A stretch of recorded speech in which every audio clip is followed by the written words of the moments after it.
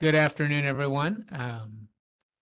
Welcome to the Bureau of Automotive Repair's regulatory workshop to discuss a regulation package that we've been working on for the last 10 months or so, dealing with storage and towing fees for automotive repair dealers.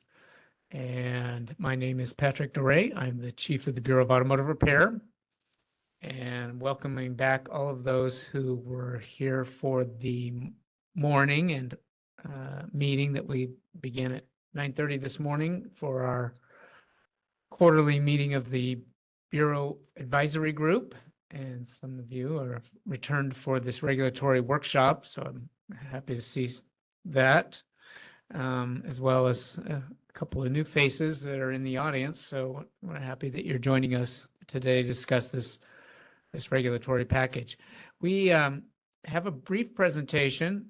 Well, first, back up a step. This is our third and hopefully final regulatory workshop. Regulatory workshops are intended to resolve all the issues relating to draft regulations that we're working on and take in early on the ideas, thoughts, comments, concerns from all of our stakeholders as we pursue a regulation package. But it's certainly not the last opportunity to comment on a regulation package. Once the regulations are, in our minds, finalized, they are put forth before the state body called the Office of Administrative Law. And there's a 45-day public comment period at a minimum. Sometimes there's longer comment periods because changes are made along the way to address additional concerns and make additional tweaks or amendments to the regulations that were initially proposed.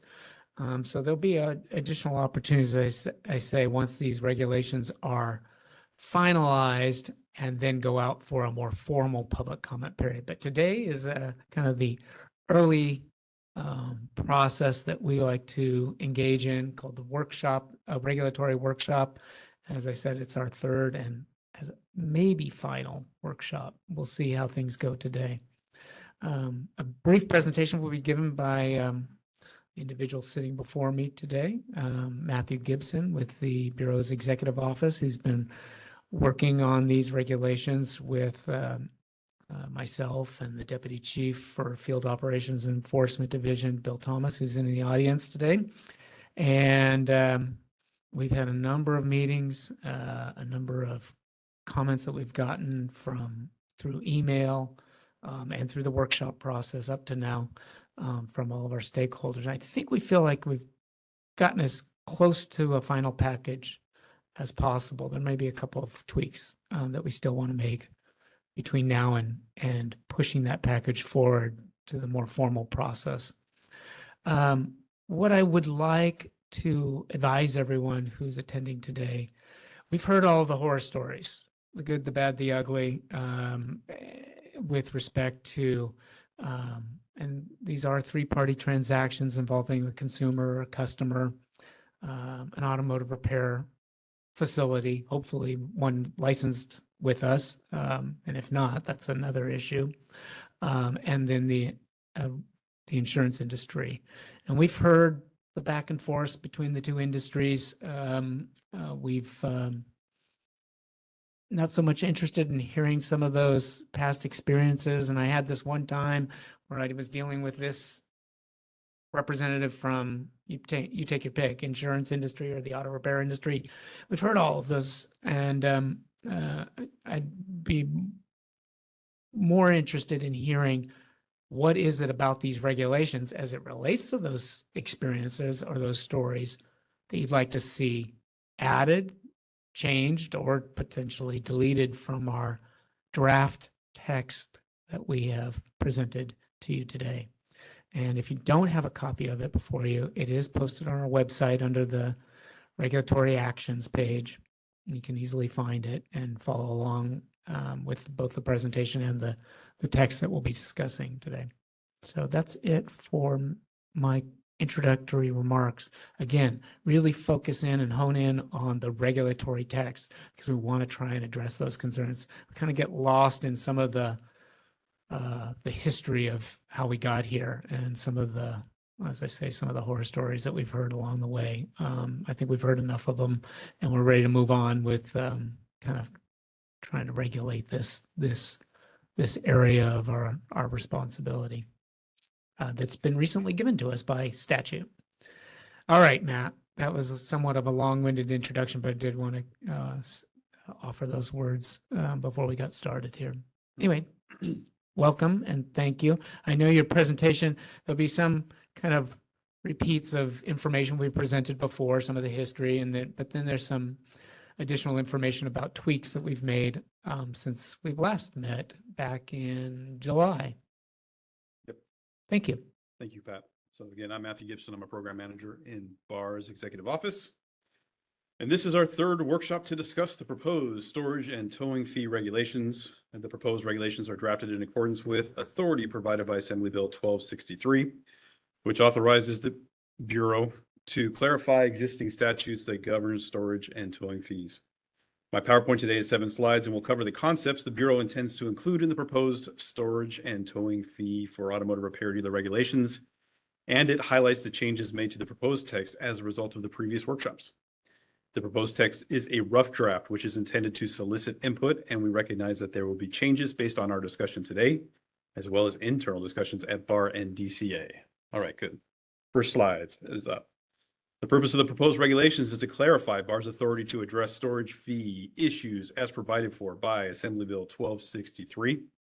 It's intended to codify BAR's guidance to the automotive repair industry regarding storage fees, and bring together existing laws governing storage fees from the Business and Professions Code, Civil Code, and the Vehicle Code under one unified regulation. Next slide.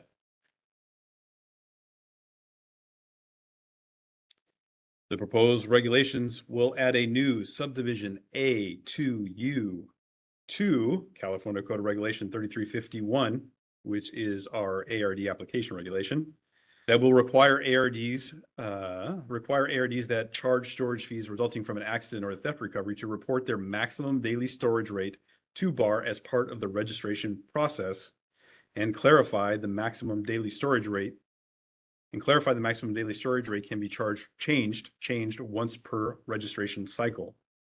It'll also add a new subdivision E9 to 3351 to include the maximum daily storage rate as a material change requiring written notice to BAR within 30 days of the date of making that change. Next slide. The proposed regulations will create a new Article 6.2 that will have a new California Code of Regulation 3351.8.1 that will require an ARD that charges storage fees to post their maximum daily storage rate as reported to BAR. It will require an ARD that maintains a motor vehicle carrier permit to post the required towing and storage fee access notice. It will require a consumer and third-party payer access to a stored vehicle. It will require an ARD to accept multiple payment methods. It will require a vehicle be stored at the ARD's business unless it is necessary to store the vehicle at another location. And then we'll have provisions that a customer must be notified if a vehicle is to be relocated, and that no charge for relocation can be charged unless it is authorized by the customer. Next slide. Additionally, the proposed regulations will create a search tool to post average and median daily storage rates for a given locale based on the maximum daily storage rate reported by each reporting ARD. It will define a locale as a geographic radius around each reporting ARD that is sufficient to identify average and median storage rates, and clarify that the search tool shall not be used to establish or otherwise influence actual storage rates. Next slide. The proposed regulations will create a new California Code of Regulations 3351.8.2 that will require storage fees be charged in accordance with Vehicle Code Section 22524.5. Specifically, storage fees resulting from an accident or a theft recovery must be comparable to other ARDs in the same locale pursuant to subsection C2B. Storage fees that are not comparable are still permitted if otherwise determined to be reasonable. And presumptively unreasonable fees shall include any term or expression of like meaning to the presumptively unreasonable fees pursuant to subsection C3 of 22524.5. Next slide. Additionally, the proposed regulations will clarify that no storage fees can be assessed while a vehicle is undergoing repairs. It will establish what an ARD must do to charge storage fees after the completion of repairs. It will require notification in the teardown estimate of the number of days the customer has to authorize repairs or remove the vehicle prior to the accrual of storage fees, but it would be at least a minimum of 3 business days. And it will require an itemized invoice of storage fees if storage fees are charged. Next slide. Proposed regulations will create a new California Code of Regulation 3351.8.3 that will permit an ARD to charge storage fees when they receive a vehicle they cannot or will not repair. It will require any towing or storage fees resulting from an accident or theft recovery to be charged in accordance with Vehicle Code Section 22524.5 C2A, specific to the circumstances of this particular regulations code section. It will require an ARD to provide notice to the registered owner prior to charging storage fees, and will require an itemized invoice of towing and storage fees when those fees are charged. Next slide. And that's the end of the presentation. Mic was off. Thank you, Matt. I know that was a quick rundown of the draft text. Hopefully people have had a chance to actually read the draft text. The latest version of it was posted on our website, roughly 10 or more days ago. I wanted to go to slide 3 because I think that's the most, for me, it's one of the more, there's details to it that aren't, is it 3? Hold on a minute. 3 is the recording. No. I'm sorry, slide 5. Right. The locale for purposes of the search tool and the way we've created this definition is a kind of a tiered structure where all reporting, again, it's not all ARDs have to report, it's those who are charging storage fees and relation in response to collision repair or theft recovery.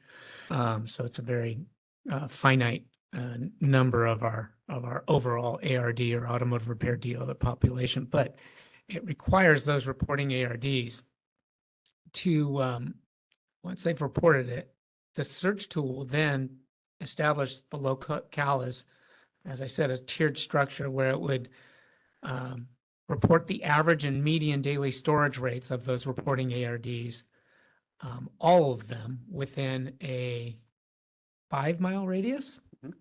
And if there's not at least 20 ARDs reporting in that 5-mile radius, then it expands out to a 10-mile radius, and you have to have at least 10 ARDs reporting in that 10-mile radius. And then if you don't get enough, if you don't have 10 within that 10-mile radius, it's all ARDs within the entire county. So you can imagine some of those being the more remote areas of the state. I don't need to name the counties here, but some of those where we might not even have 10 ARDs will probably be maybe somewhere around 5 or even less potentially. I can't even imagine. And again, it's related to an ARD who's performing collision repairs and an ARD or an ARD that's performing repairs in response to a theft recovery. So wanted to spend a little bit of time on that. I hope I got it right in terms of the tiered structure. Okay, good. We thought about putting those details in the slide, and I thought, it might be just better just to cover it verbally, and hopefully everybody can grasp it. All right, we'll open it up for public comments. I'll start with any advisory group members who are sitting up here on the dais, holdovers from the earlier meeting today, and then there may be some advisory group members who are still attending virtually from our earlier meeting today. I want to say before I open it up for those comments, this entire workshop, as all of our public meetings are being, it's being webcast, so it's being recorded. It'll be available if anyone misses this or wants to go back and hear what was said or review anything that we've committed to.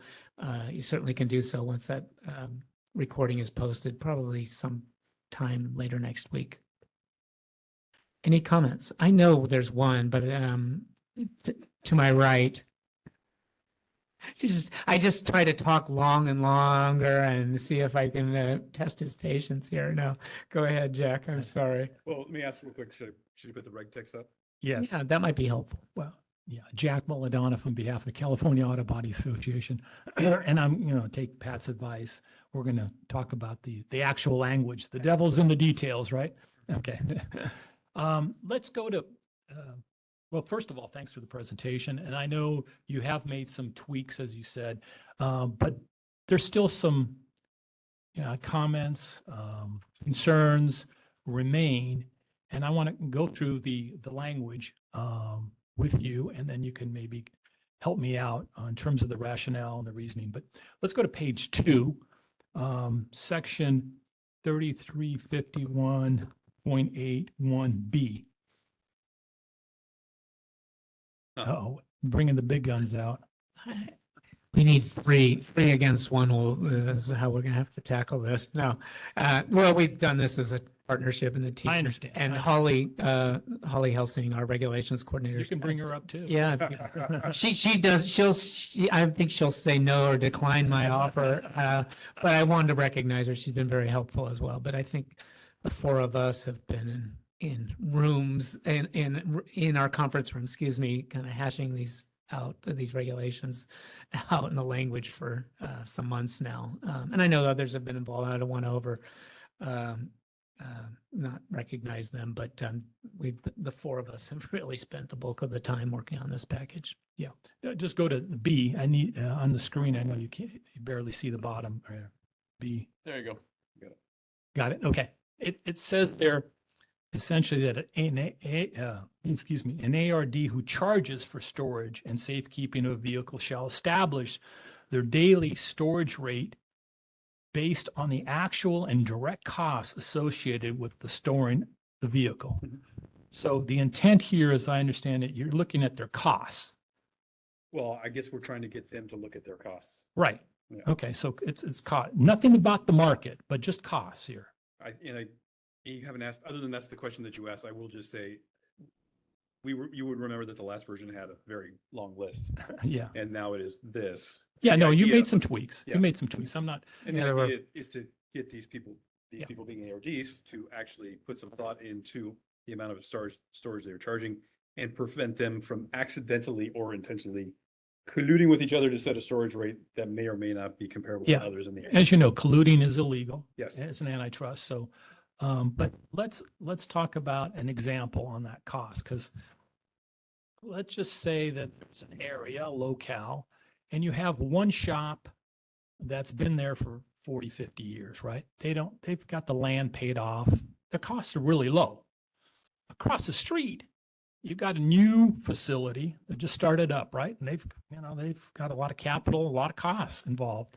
So when they calculate their costs, the guy that doesn't have any costs, he's been there 50 years, maybe his storage rate is $100 a day. I'm just, I'm throwing a hypothetical. But the guy across the street that, just came in the business, he's got higher costs, obviously, because he got higher overhead. He just opened up. His may be 300 now. Okay. So let me go a little further. In the locale itself, the reasonable rate around there is about 150, let's say. Again, hypothetical. So the guy at $300, he's going to provide that rate to you rather than maybe the 150, the market rate. Because he goes in there and he says, well, yeah, no, everyone in my area charges about 150. That's what I'm going to charge. But now you're telling him, give me that $300. Does that make sense? The scenario you laid out, I understand. Yes. Okay. So I guess my concern is why, and that may be one method to figure out your cost. I get that. And I don't think the concern is, but there's also the market that plays a factor here, right? So the guy that I mentioned who's got his land paid off, maybe he's charging 150, right? He's looking at the market, right?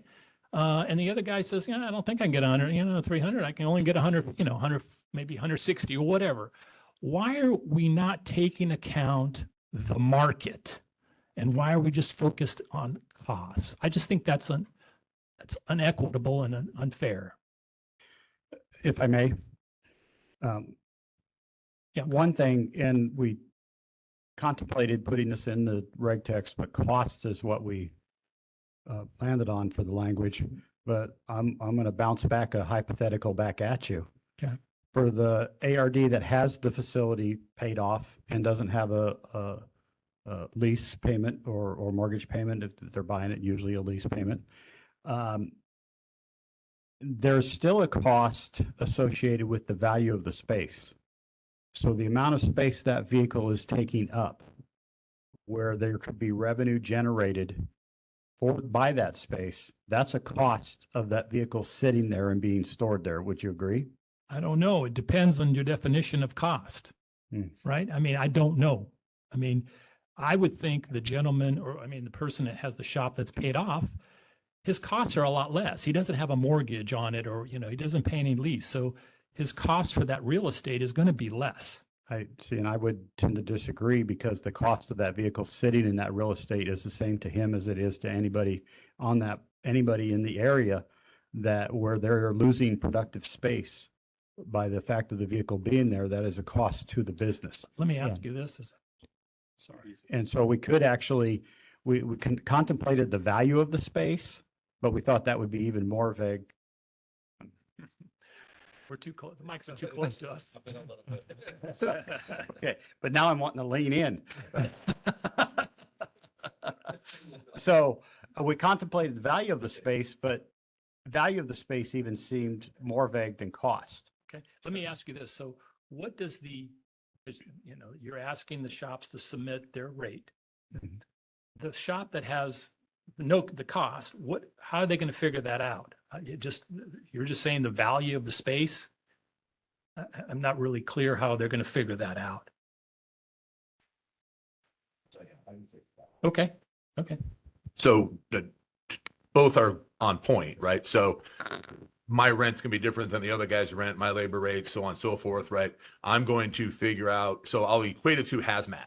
How do I figure out how I'm going to charge for hazmat in my shop, right? Well, I have administrative costs involved. I have barrels that we keep our hazmat in that occupy a certain square footage. Mhm. So that could be productive space, right? I have storage units for fresh oil, fresh coolant, which again could be productive space. So I look at those costs on well, part of it is I'm paying a lease, right? I'm renting the place. But if I wasn't, I would factor that in. What would be a fair market rate for my building? And I would factor that into my cost, right? The fact that I made a good business decision 20 years ago and bought my building shouldn't determine that I have to do business at less than market, because that's what's going to drive everything, right? So, fair or not, that's how I'm going to determine what I'm going to charge for my storage, or in my case, my hazmat, right? So,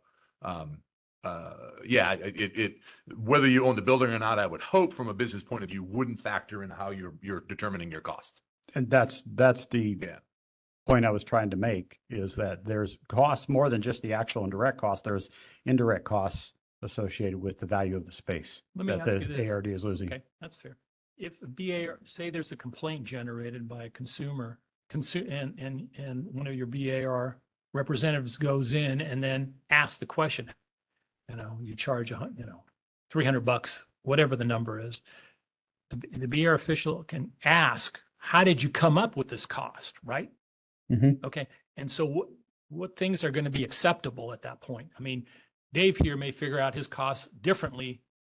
People figure out the cost differently. So in my mind, it's like, what's going to be acceptable? Is it going to be just like the Wild West out there, or we don't find this acceptable, we think you're off here? How's that going to work?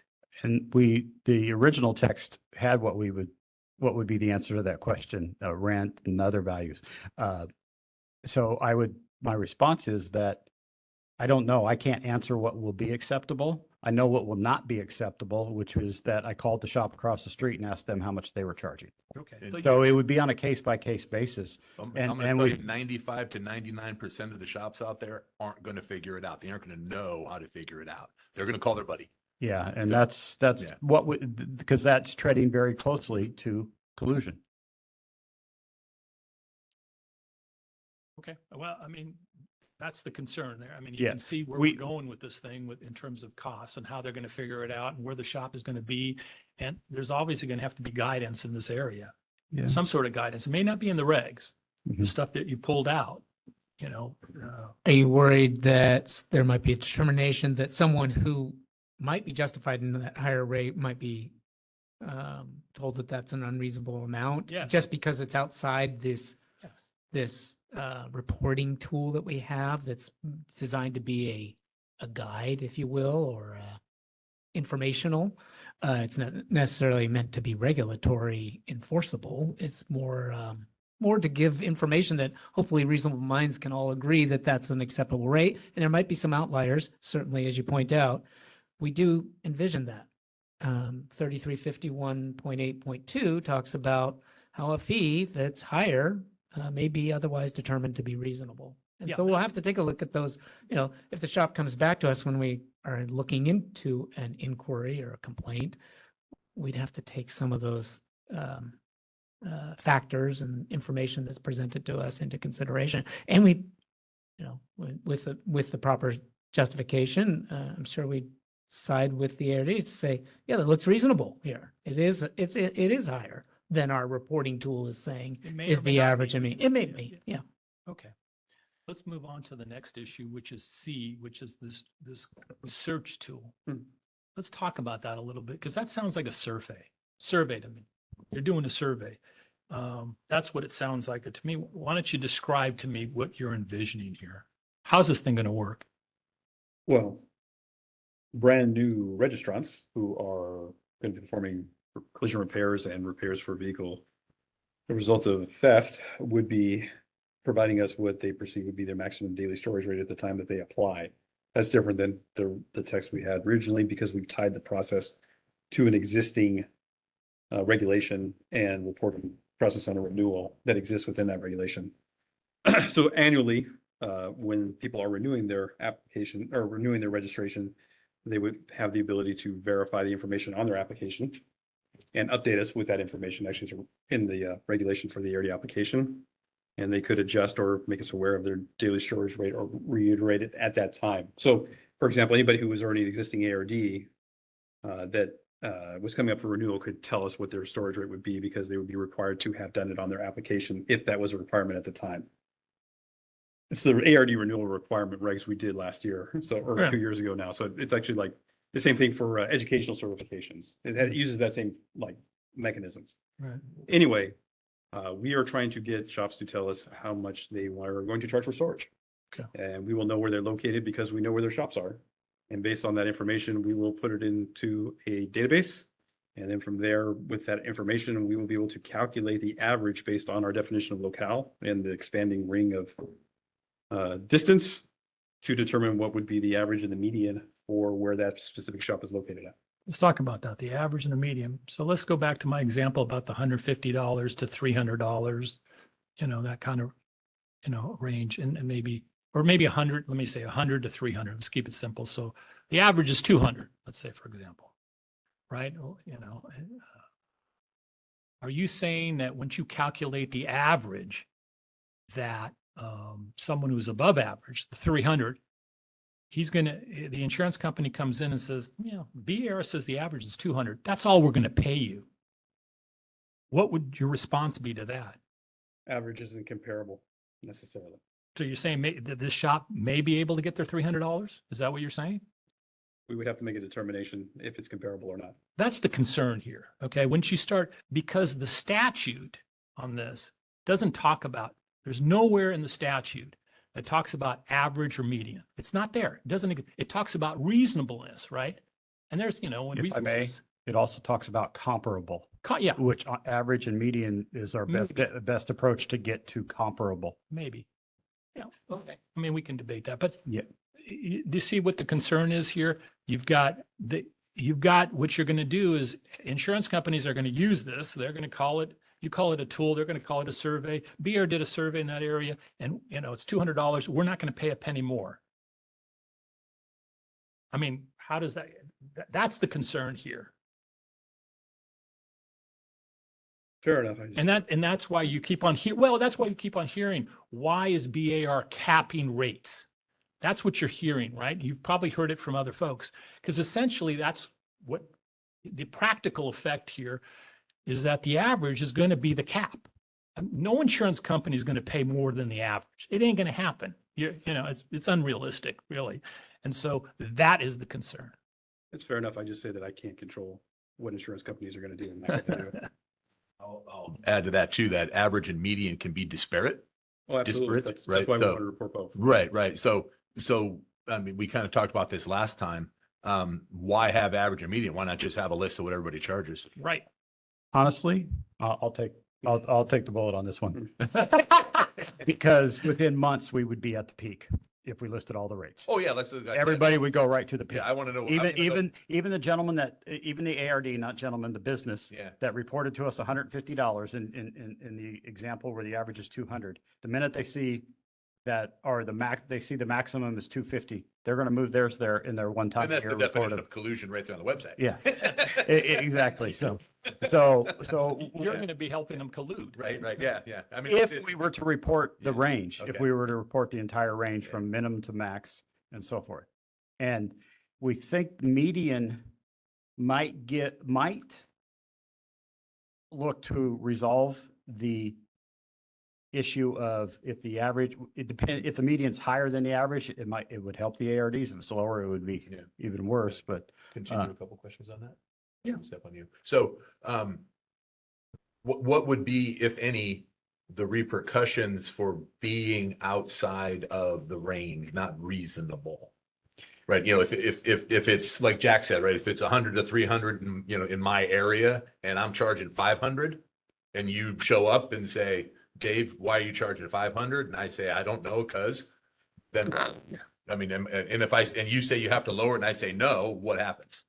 Oh, no, in this matter, it would be on a case by case basis as a result of more likely a consumer complaint. Then we would make a determination if your rate was comparable to the other rates of the shops around you, and we'd make a recommendation based on our findings. Yeah, but if I continue to charge that, am I going to get cited? Is there, I mean, what would be the enforcement of that would require me to lower my rate if I can't demonstrate to be our satisfaction that it's legit? Well, as with any other violation of regulations, we would attempt to educate, have conversations as to why you're there. Or any ARD is so far out of the range, if they couldn't provide a reasonable explanation as to why not. And then we would have all the tools available to us that we always do, citations, even an accusation, if it appears to be in a malicious manner. So extension from that is, if I'm the high, I'm in the range, but I'm the highest guy, I'm a little worried BR is going to show up. Maybe I got some stuff I don't want you seeing, so I'm going to lower my rate, which is going to drive down the average, which the next guy is going to go, oh my God, lower his rate, which is going to drive down the average. Eventually drive the average to zero. By extension, right? I mean, I get it. It's out there, but at the same time, I think your first example is probably more. Yeah. Well, likely to but be still, an right? I issue, mean, we're going to, the potential to artificially drive down the price is right there.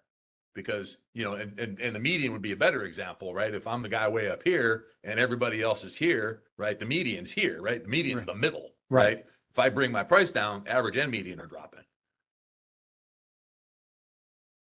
Median's not, average is. So ideally, average and median would be the same, right? But at some point, we're going to drive that down. Which is to the intent of what the goal is with those sections, is to, and with the language we said later in there, where it says these rates are not used to regulate, set prices, or control, or I forget the exact language, it's right before me, but anyway, and also why we're asking for it to be a business calculation, not just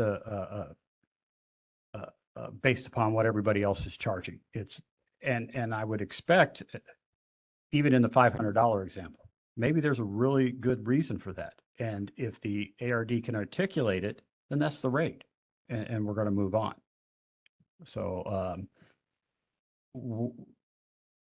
we don't have any intention And nor do we want to see, or nor do I want my representatives to be going out and saying, well, you're a $50 a day above everybody else in the area. You got to lower it. No, that's not what the intent of these regulations. That's not the Bureau's intention. We're not looking to regulate the price. We're just looking to provide information to all the parties, insurers, shops, and consumers, what the average is in an area so people can make appropriate decisions. And going back to the decision to the comment that the insurance companies, they're going to pay the average and that's the end of it. If that's a complaint that we become involved in, as we do a lot right now, we're going to look at it and there's a possibility we would say, you know, the rate, we looked at this shop specific rate, compared it to the average and compared it to all of our data. And the Bureau doesn't feel that it is unreasonable, and close it out and then let the parties resolve it. And it might have to become a civil matter. We're really, again, trying to find a balance out setting prices. None of us want to be in the business of setting prices, but we also have to establish something that everybody can use to make a judgment of what's reasonable in a given locale. And this was our best shot at it. I know, Bill, your intent is not to do that, but you're kind of moving in that direction. Yeah. And, just you get your toe in there. What would you recommend as an alternative? Because I haven't heard that up to now. Well, I don't know what the recommendation is, the alternative. You've got this statute out here that, quite frankly, we were encouraged to step into, and we are bravely as we've done and asked for authority to draft regulations. We've given it our best shot, and there's still some resistance or some concern about it. I don't know what the alternative is. How do you define reasonable? How do you define comparable? How do you settle these disputes? Unless you say, I don't know. How do you do them Just- now? How do you do now? You look at labor rate hero. I mean, there's a No, process right now. No, I'm absolutely against labor rate hero. Okay. Well, whatever. That's self-reported. What do you do now? What's the BAR do now to determine whether a rate is reasonable or not? We When you get a look at, complaint. well, we get complaints and we get a large number of them and we look at past history. We have been known to call up shops in an area, which is no different than the survey we're talking about, calling up 5 shops within the same general locale and asking what their rates are and calculating the average. Yeah. And we're not using it to set a rate. We're using it to determine a rate. And that's how we accomplish it What's now. wrong with that? What's wrong with the current The system? tool is an electronic means of doing that. I mean, it's one thing when you have the tool, when the tool is inside baseball, only the BAR has. I get that. That makes sense. But once it's released to the public, it's a whole different ballgame. You know, you guys can do an internal tool. Not a problem at all. Collect the information and do an internal tool so that then at least no one knows what's going on there, right?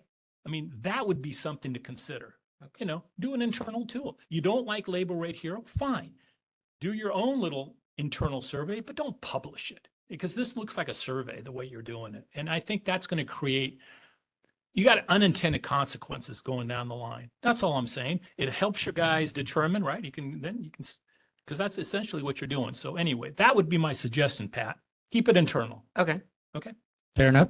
Okay, let's go to the next one here. Let's jump to, I'm going to give you an attaboy here. Oh, page 3. Page 3. You just get one. Let's end it now. Well, page 3, it's on the bottom G. And I just want to, you did add in there, an ARD that maintains a motor carrier permit under Vehicle Code Section 34620. Yeah. Because I'm going to talk about this a little later with the repairs and non-repairs, but the auto repair business and the towing and storage business, they're two different completely business. They're two different models. Okay. And here you're starting to recognize a little bit that if an ARD does have, tow trucks, they're going to comply, they got to comply with the tow truck laws, right? I mean, they can charge for towing and so forth, but a shop, they don't have a tow truck. They have nothing to do with tow truck. They don't know what CHP rate. They have no clue because that's not their business they're in. But I just want to acknowledge that at least you're starting that in this section you added that in just to kind of clarify because we're going to talk about this a little later. or at least the motor carrier permit. Let's I jump to. don't know, I'm worried about that. Let's go to page 4. But 3351.8.2A1. I guess storage fees and rates shall be comparable. We've talked about that. That's the same thing about the average. I guess my point, it's the same thing. Keep it internal. Don't disclose it to the public. Okay. Let's jump to page 5. We're getting there. We're getting there. I was gonna say, if you, A1 real quick, just because Yeah. you brought it up, this is where we say the rates have to be comparable as opposed to the average. Yep. And the reference back to the 3351.8.1C1 is in that, if you had to come up, this is our definition of a locale, Yeah. independent of whether we're saying an average or if we're saying it's comparable. No, I reckon, do you reckon Okay. that you talked about comparable? And Yeah. then you had to add it in there. And that in section A, I think you mean upon completion rather than Competition? competition. Yeah. Yes, you're right. Yeah. Okay. So let's go to page 5, on top, F. Siri, that's Siri's fault. Autocorrect. Okay. Okay, the ARD shall allow the customer a minimum of 3 business days from presentation of the itemized estimate upon completion of the tear down to determine whether to authorize the repairs as estimated or to remove the vehicle from the facility prior to charging storage fees. Again, you're now saying a minimum of 3 business days, which, on a long weekend, it could be 5 days, but you're basically saying the shop has to give away 5 free days of storage. Do we agree on that? That's what No. we're saying here. No? No, we don't agree on that. What we're saying there is that the shop needs to give the consumer time to work with their insurance company and determine what's going to be covered under their policy and what's not. Well, why don't you say that? Why don't you, because I think you've said it in the tear down. You don't specify the amount of days. You say that they have to put at least a time frame there. Why can't the shop and the consumer figure out, or at least they can at least come up with a number of days? Maybe some shops want to give more time. Maybe they want to give a week. Maybe some shop says, I want to give 48 hours. Why are you coming up with these 3 days? Why can't you just be flexible on that? Just say, require it at some time frame, but without saying 3 days. Worst case scenario is some shops will say I must know by that afternoon. Well, so as an example, right? So again, Yeah. These typical, or this regulation package is more directed to collision, right? Mechanical shop, I can't have a car sit on my rack for 3 days while the guy decides if he wants me to put the transmission back in or, rebuild it, right? We pulled it out, we took it apart, we said, here's what it's going to cost to fix it, following all the tear down rules and information for transmission. And he takes 72 hours and says, nah, forget it. Well, that car's sitting on my rack. I need that rack. Mhm. So I either got to get going on it or I got to get it out of here. Okay. And it's not feasible to just take it off the rack and put it back on the rack, right? Turn suspensions out of it, so on and so forth, right? Take a look at your tear down regs. I think you say the same thing, have but something without saying the similar. days, but just take a look at that. So I'm just raising the issue. To your point, Dave, it is collision and it is a little different Yeah, because but of it's the still gonna third fall party, in my lap. the third party pair. Yeah, it still falls in The my lap, right? consumer I gotta- needs the I gotta opportunity. conform. Yeah. I'm an ARD. My point is, it doesn't specifically say, that if you're a mechanical shop, don't worry about it, right? I mean, yeah, I get the insurance company thing and, being fair to the consumer. I agree with that 100%, that, it's not the shop's fault. It's not the consumer's fault that the insurance company isn't getting back in 72 hours, but the shop's the one who's getting hurt. Right. In this case, right. I mean, is it going to happen to me? Probably not. But if there's a savvy person out there that, wants to be mean for 3 days, whatever. I just want to point out, I don't think this is limited to collision. I know it's primarily collision, but you say in here, it's a result of an accident or recovery of a stolen vehicle. And I know vehicles get stolen because of catalytic converters, or they get moved. They may go to Dave's shop Right. to get, and the insurance company is paying, let's just say it's, right? This may apply to Dave, potentially, to a mechanical shop. That's my point. Because I think everyone's under the assumption, this is just body shops. I'm like, I don't read it like that. Depending on the stolen vehicle stuff, that it gets stolen and then, it wants to get repaired at Dave's shop or mechanical shop. Yeah. That's my point. He may fall into this, category where he's going to have to report his rates. And then well, also, and I think I'm going to have to issue a thank you because I think you've helped me make my point in that if it does fall under Dave, but it's still an insurer pay situation because it's a result of a theft recovery and they damaged the column, real old school. I know they don't do that now. Now it's all electronics to steal a car. But now the mechanical shop, it's not just collision. It's any shop who's doing repairs as a result of theft recovery or It may be. collision. It's, And Yeah, stuff. well, and I would agree, right? That, if I'm doing a theft So- recovery, we do, that we're gonna fall under regulations. It's less about collision and more about the third party Well- repair aspect and to make Well, sure and consumers have the opportunity to consult with their insurance. we don't want him company. to get in trouble because he thinks, oh, this applies to collision. He's- And all of a he's sudden, got other well, issues, okay, too. let's not pick on Dave, but another mechanical shop that does that and they say, you got to be our, representative says, well, why don't you turn in your rates? What, like, I didn't know this. I mean, you know what I'm saying? I mean, anyway, raise that point. Let me jump down. Before you go on, do Oh. you have a minimum amount of time? No, I won't no. say, so it could be same day. You're saying, are you saying that seems reasonable? Well, you could, Talk about definitions of reasonable. well, you could say that at least, By the more than 20, I mean, 24 hour, I'm not looking days, maybe hours. Are you thinking? I'm just trying shops to, don't generally do, I mean, towing companies do, but they charge by the hour or whatever, but not necessarily. like present an per- itemized estimate after the tear down and I- say, I I need a decision within an hour, storage starts. Is that what I'm just trying You to, can, you can say reasonable time. I mean, we can work. no, on our language. attorneys, that won't go very far. As You the can do that. moderator, I as a don't think you reminder, phrased it if in the you could use teardown. the microphones. Oh, we are? We are. No? Okay, thank you. So some of the language is very quiet. Oh, Thank you. sorry. Maybe I spoke off to the side That's of not mine. quiet. Yeah. Anyway, I was just asking, Yeah, no, that's a good point. And I take a look at what we did in the tear we down. were at 6, remember? We've got it in half to 3. No.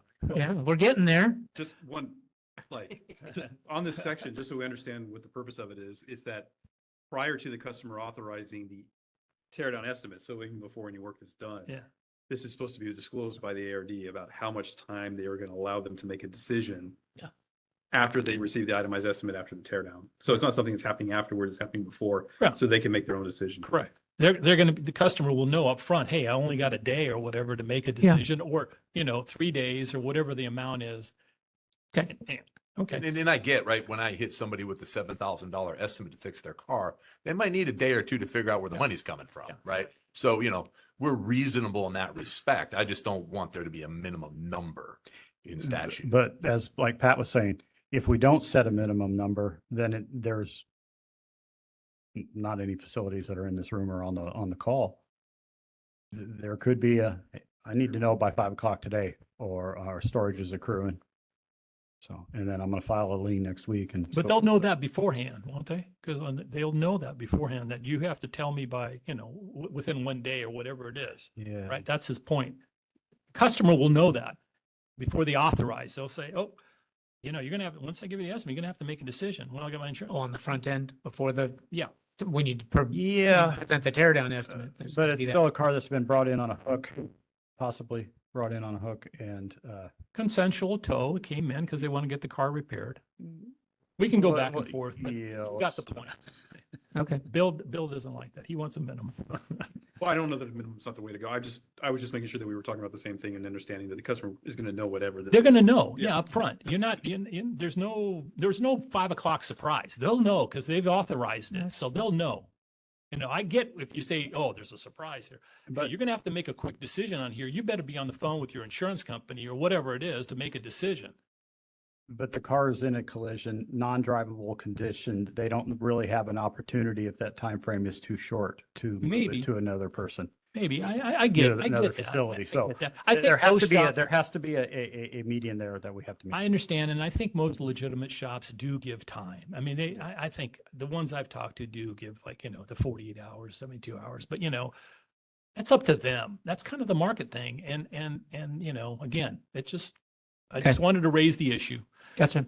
Okay, H, let's go to H there. This one is,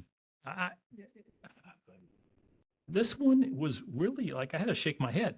If an ARD provides or contracts for towing services and subsequently repairs the vehicle, The towing fees shall be authorized by the customer on a separate form from the repair estimate prior to the repair of the vehicle. So you want a separate form, and then you go on, and it says the form shall contain all the information required pursuant to Vehicle Code Section 22651.07G.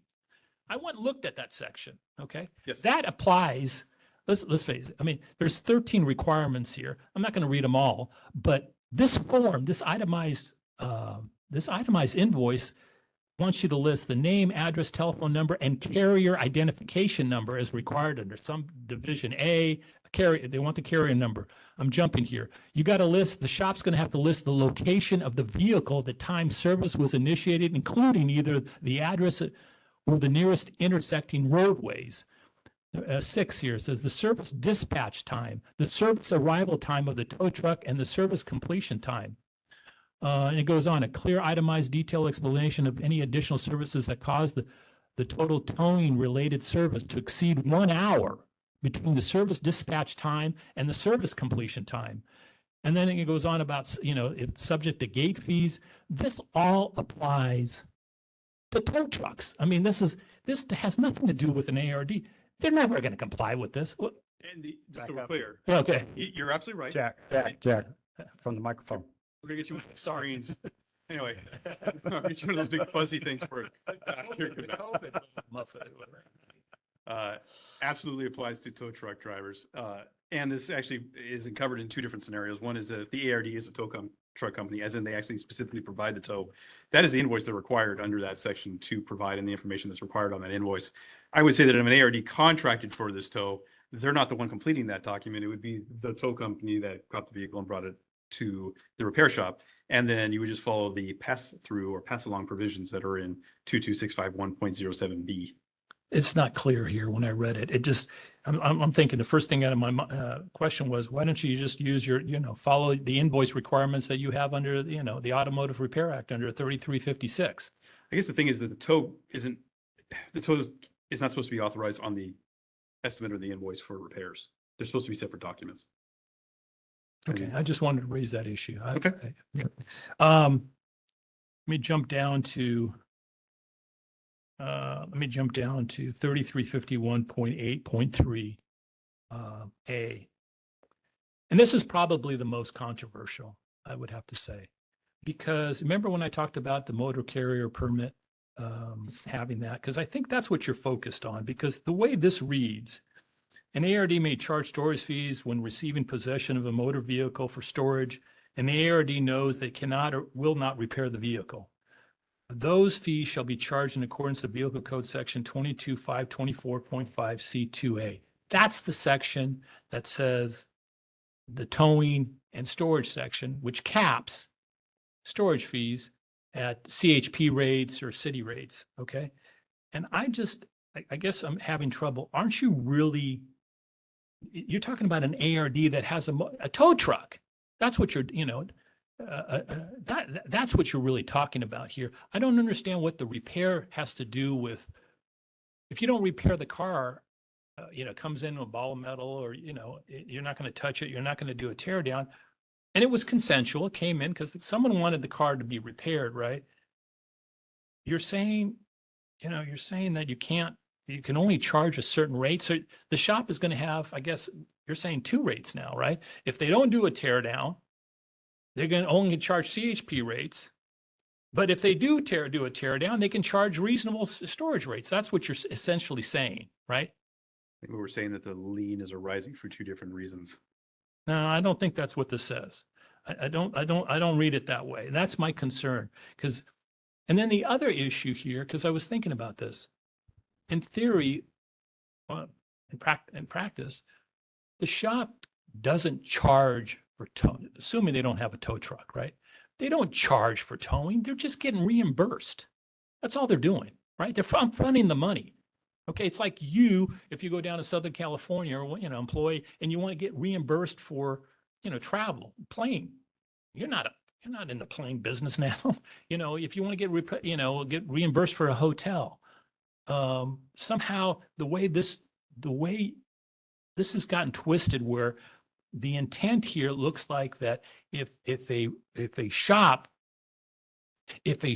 is not going to do a repair for, is not, they've now become a tow truck company. I don't understand. Why would they fall into the tow? Because the statute talks about towing and storage. The shop doesn't charge. I think that needs to be clear. They do not charge. I looked it up in the dictionary, by the way. Webster's, you charge for something, a service. They do charge for storage. They charge, they charge. But reimbursement is completely different. It's an upfront fee. They don't charge for it. They just get reimbursed for the towing. The intent there, you hit on it. That's where the ARD is really just acting as a storage yard, as a tow yard. They're the equivalent of a tow yard. They're not a tow yard. They're an ARD. They repair cars. If they're in the business of repairing cars and it comes in a ball of metal, they should politely ask that it be moved somewhere else. Well, would Yeah, you not- agree? Go ahead, finish. If you got a ball of metal sitting on a flatbed truck, you glance out your front door, I can't fix that. Why would you want it dropped off if your business is repairing cars? Many times when the car gets towed in. Because it's 3 a.m. Yeah, I mean, you may not know. Okay. Yeah. Or you may not be paying it, you've got a lot of people working out there. The car gets dropped in. Those tows are consensual tows. Someone wanted the car repaired. That's why it's going to the shop. Yeah. Otherwise, if you Those are- go, Those are two different circumstances. Dave's 3 a.m. one. That's not a consensual tow or to the shop. no, I'm not talking about Maybe- that. I'm talking about a tow that comes in at 3 o'clock in the afternoon, whatever it comes in. It comes in, but you got a big shop, you got a lot of employees. Okay. It gets dropped in. Someone says, okay, you may not know whether it's let's just say you don't know. I mean, it comes in, let's give it may be repairable. The insurance company thought it was repairable. Someone thought it was repairable. But after the repair shop looks at the vehicle, says, I don't think we can repair this car. That doesn't make any sense, right? Why do they, right? Why now can they only charge CHP rates rather than their normal rate? That part I don't understand. We're attempting.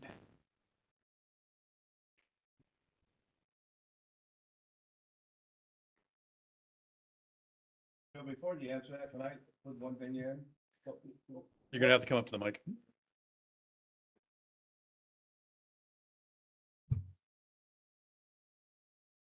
All the time, phone? Thank you. This is Gene Lopez with Seidner's Collision Center. What if, Jack, that vehicle was assigned to go to a shop by an insurance company? Now, that we're definitely not CHP. That vehicle, that person who was in a wreck called their insurance company or their insurance agent. I've been in an accident. What do I do? Where's your car? It's on the 210 freeway at Mountain Avenue. Oh, Siders Collision Center is right around the corner. Take it there. I mean, that's the scenario. What I'm saying, my point is now you look at the car at some point the next day or whatever, and you say, I don't think we can repair this car. Okay. And then they give them the 3-day, whatever you end up doing, in terms of, they don't even do a tear down. Okay. They don't do a tear. So they can start charging storage. But my point, what you're saying in here, you can only charge CHP rates. Yes. I think that's unfair. I mean, why? They're a collision repair facility. They have nothing to do with towing. This has gotten twisted, Bill. I mean, I really do believe it's twisted. All I think to fix it, you just say an ARD that maintains the permit, right? That's how you fix it.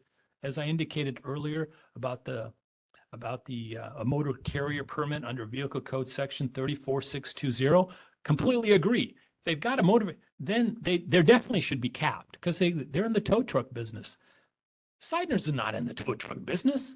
Why are you capping on CHP? They don't even know what the CHP charges of the local city. I mean, you're going to, and then I think it's unfair to consumers. You got. No. I think so. How? Because if a car comes in and they do a tear down, then he can charge his normal rates. And so that particular, at the end of the day, they're both total cars, right?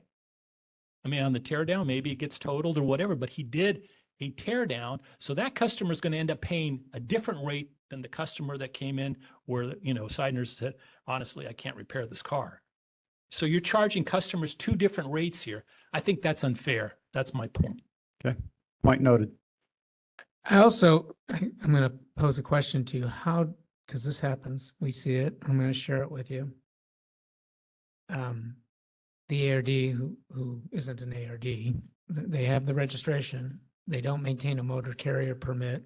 How do you propose we address that issue? Because I don't think they should be benefited. They should get the benefit of the higher repair storage rate when they have no intention of repairing that car, and they don't. Well, Can- did they can- do a tear down? Can I expand on that? They don't even touch the car. They don't even just start touch the charging car. storage. But I shall say, they have a registration with us.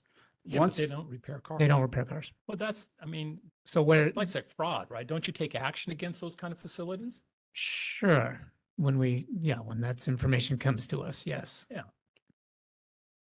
Did you want to say something, Bill? Nope. Okay. I do, but I'm. You don't want I'm to say gonna it in public. decline. Well, one of the side effects of the vehicle code changes that were made that resulted in why we're here today was 22-156, am I right? 22-150, 651. 22-651, where it talks about towing and storage, reasonable storage rates, sorry, Oh, are you talking about 225-24.5? I'm sorry, go ahead. 225-24.5, Yeah. where it defines reasonable storage rates. Yes. When that legislation was passed, it initially has subsection 2(1), B2, B1 and B2, I think it is, whichever it is, that CHP rates or public agency rates are reasonable or comparable to similar facilities in the same locale as subsection 2. What happened as a result, an unintended consequence of that legislation that we're trying to address here is so a towing company has to follow the public agency rates. Yeah. But if the towing company creates or enters into an agreement with somebody separate from the towing company and establishes an ARD, they can now charge the higher rates under the other subsection. And so what we've seen is a proliferation of ARDs getting registered as body shops that don't even have a spray gun. And they're doing that just so they can get the higher rate. And yes, that is fraud. And they don't even meet the requirements of trades. There's minimum trade standards to have a body shop here in the state, as you know. So, I mean, I think you can take action against them rather than, again, turning the whole industry upside down with Yeah. this. This is the section, I just want to say, this section is, in my opinion, the most controversial. I mean, it's very controversial. It can be easily fixed. All you have to do is, like I said, describe the ARD as someone that has the motor carrier permit. How do we address the ones that don't? How do you do it currently? I mean, don't you take action now? I know you do take action now, Bill. You got them under ARD. You can get them for all kinds of stuff. So I think you can take action now.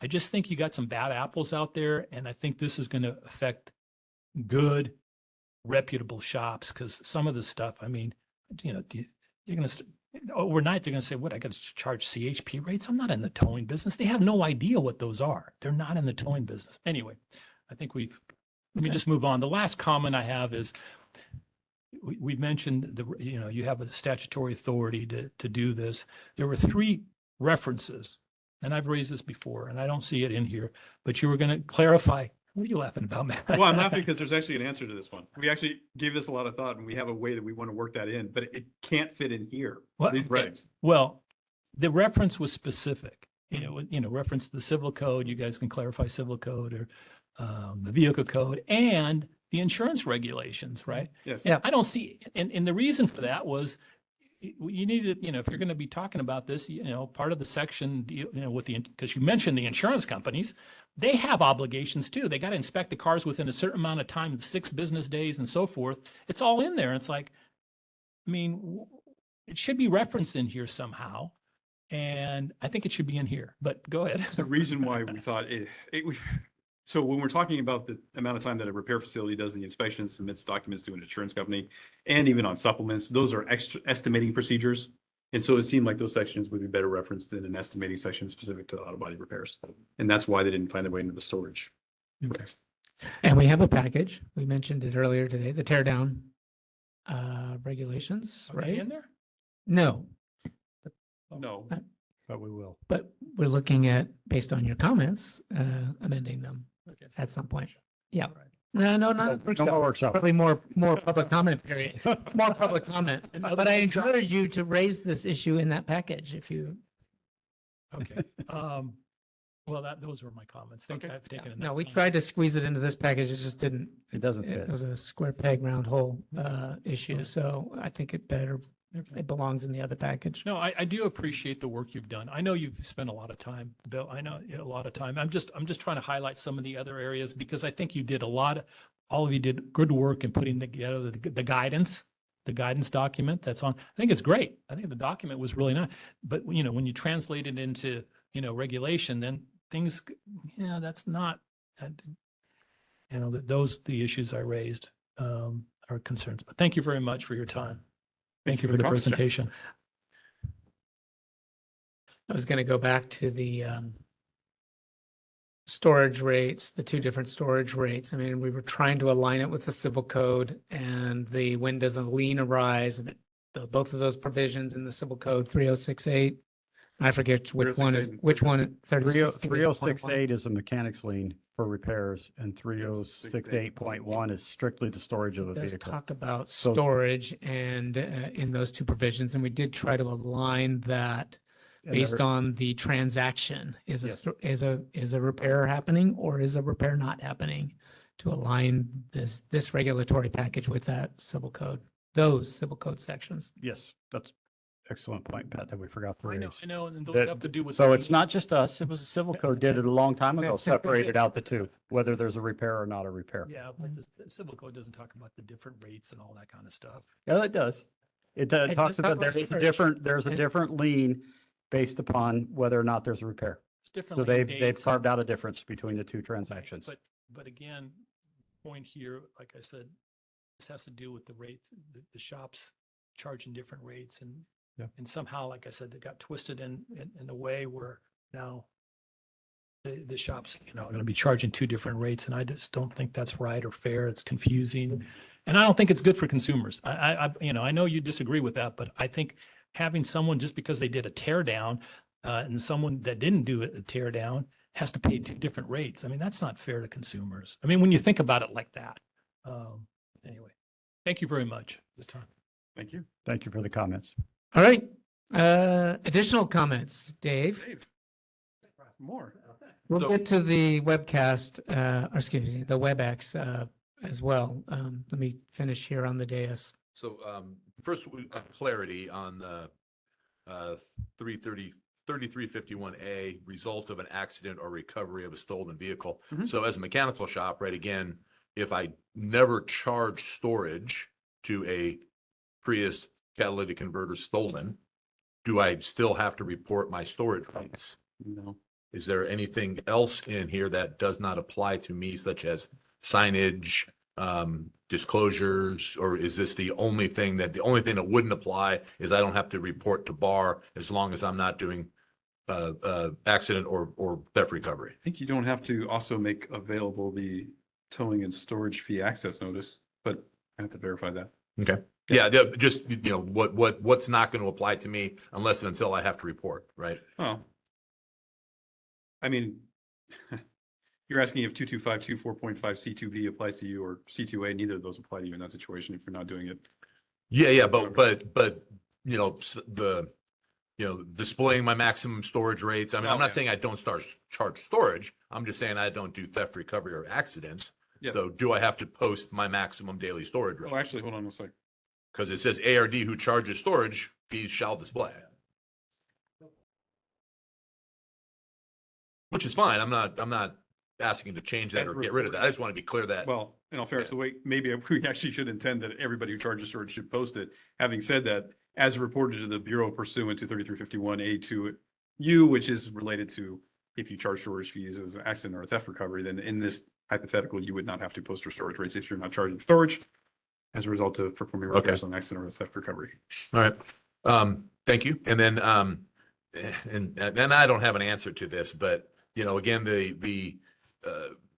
I know that this all comes out of our lengthy discussion on what is the local area and so on and so forth, right? So I think you've done a good job of helping to describe that, but a unintended consequences, you know, going to be in that more rural area where perhaps there is a more metropolitan place that only has 5 shops that report, so they don't meet the criteria. So you go out to 10 miles, right? Now all of a sudden you do meet the criteria, but the guy that's in the middle of the metropolitan area is going to be much higher storage rate than the person that's going to be out in, theoretically, right, out in the rural area based on their costs, right? I'm going to assume their costs are different. So we're either going to artificially drop the guy in the city or artificially raise the shop in the rural area. Fair enough for the purposes of calculating the averages, Yeah. possibility that there will be variations. Okay. Just wanted to make that point. That same section D3. So page 3. Mhm. ARD shall not charge the customer for moving the vehicle between locations unless the customer authorizes the charge. Yes, Why would a customer ever authorize it? I don't know. I mean, if I can say no, you have to move my car for free. What customer would say, no, please charge me? Oh, I don't know if that's the only option available in the shop. They could ask somebody, hey, I need to move your car and I need you to move over here and I need you to authorize a certain amount of money to move it. And if that customer says no, then I might not choose to move that car. I might just call another customer or another customer until I get the customer to authorize it so I can tow that car out of there. Yeah, well, I mean, so in this, you know, this is where I'm looking at this is that off-site place, right? So my shop is here, I'm off-site over there, right? I need to get the car, right? My did the tear down, so on and so forth. We know it's going to be a month to get parts. I tow the car to my offsite, right? Now I need I got the parts. I need to tow it back to do the repairs to the car. I have to get it back here. There's going to be a cost to me to do that. I say, Mr. Customer, you owe me $100 to move your car. No, then I'm eating $100. I think the way this is set up is that the idea is the car is stored at the primary ARD and you're getting authorization to take it somewhere other than the ARD to store it. Yeah, but you see my point though. Oh, so yeah, so if you make a decision to move it off-site and they don't want to authorize it to bring it back and you need it back, then yeah, you're going to be eating the tow. Okay. Yeah.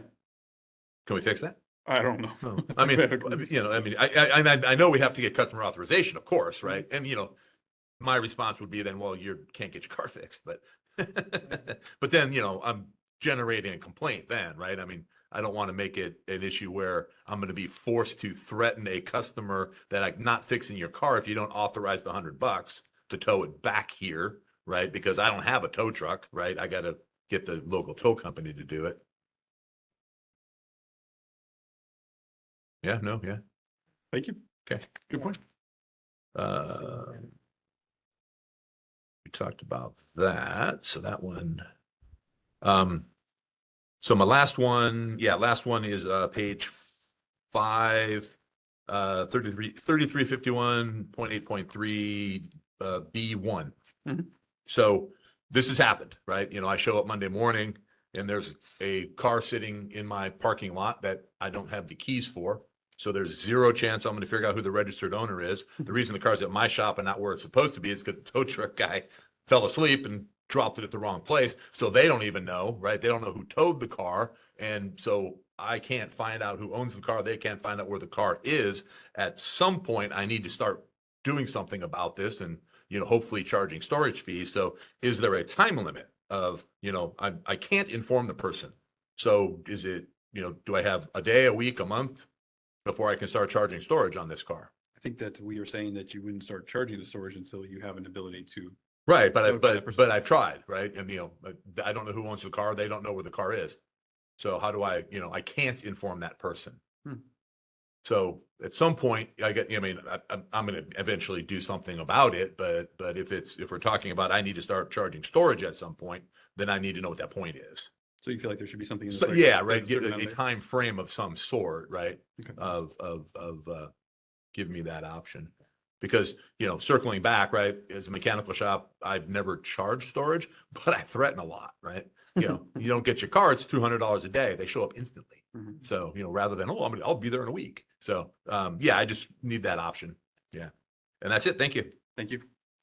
All right, let's open it up for additional comments. Gene, any others in the audience? Let's get Gene a chair. Gene, No, bring a chair with you. It's a bench. Gene Lopez with Siders Collision Center.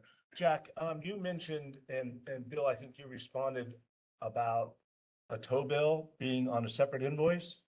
Matt responded on that one. He's the expert on it. Okay. Am I? Yeah. So He's more well versed than I am on that section.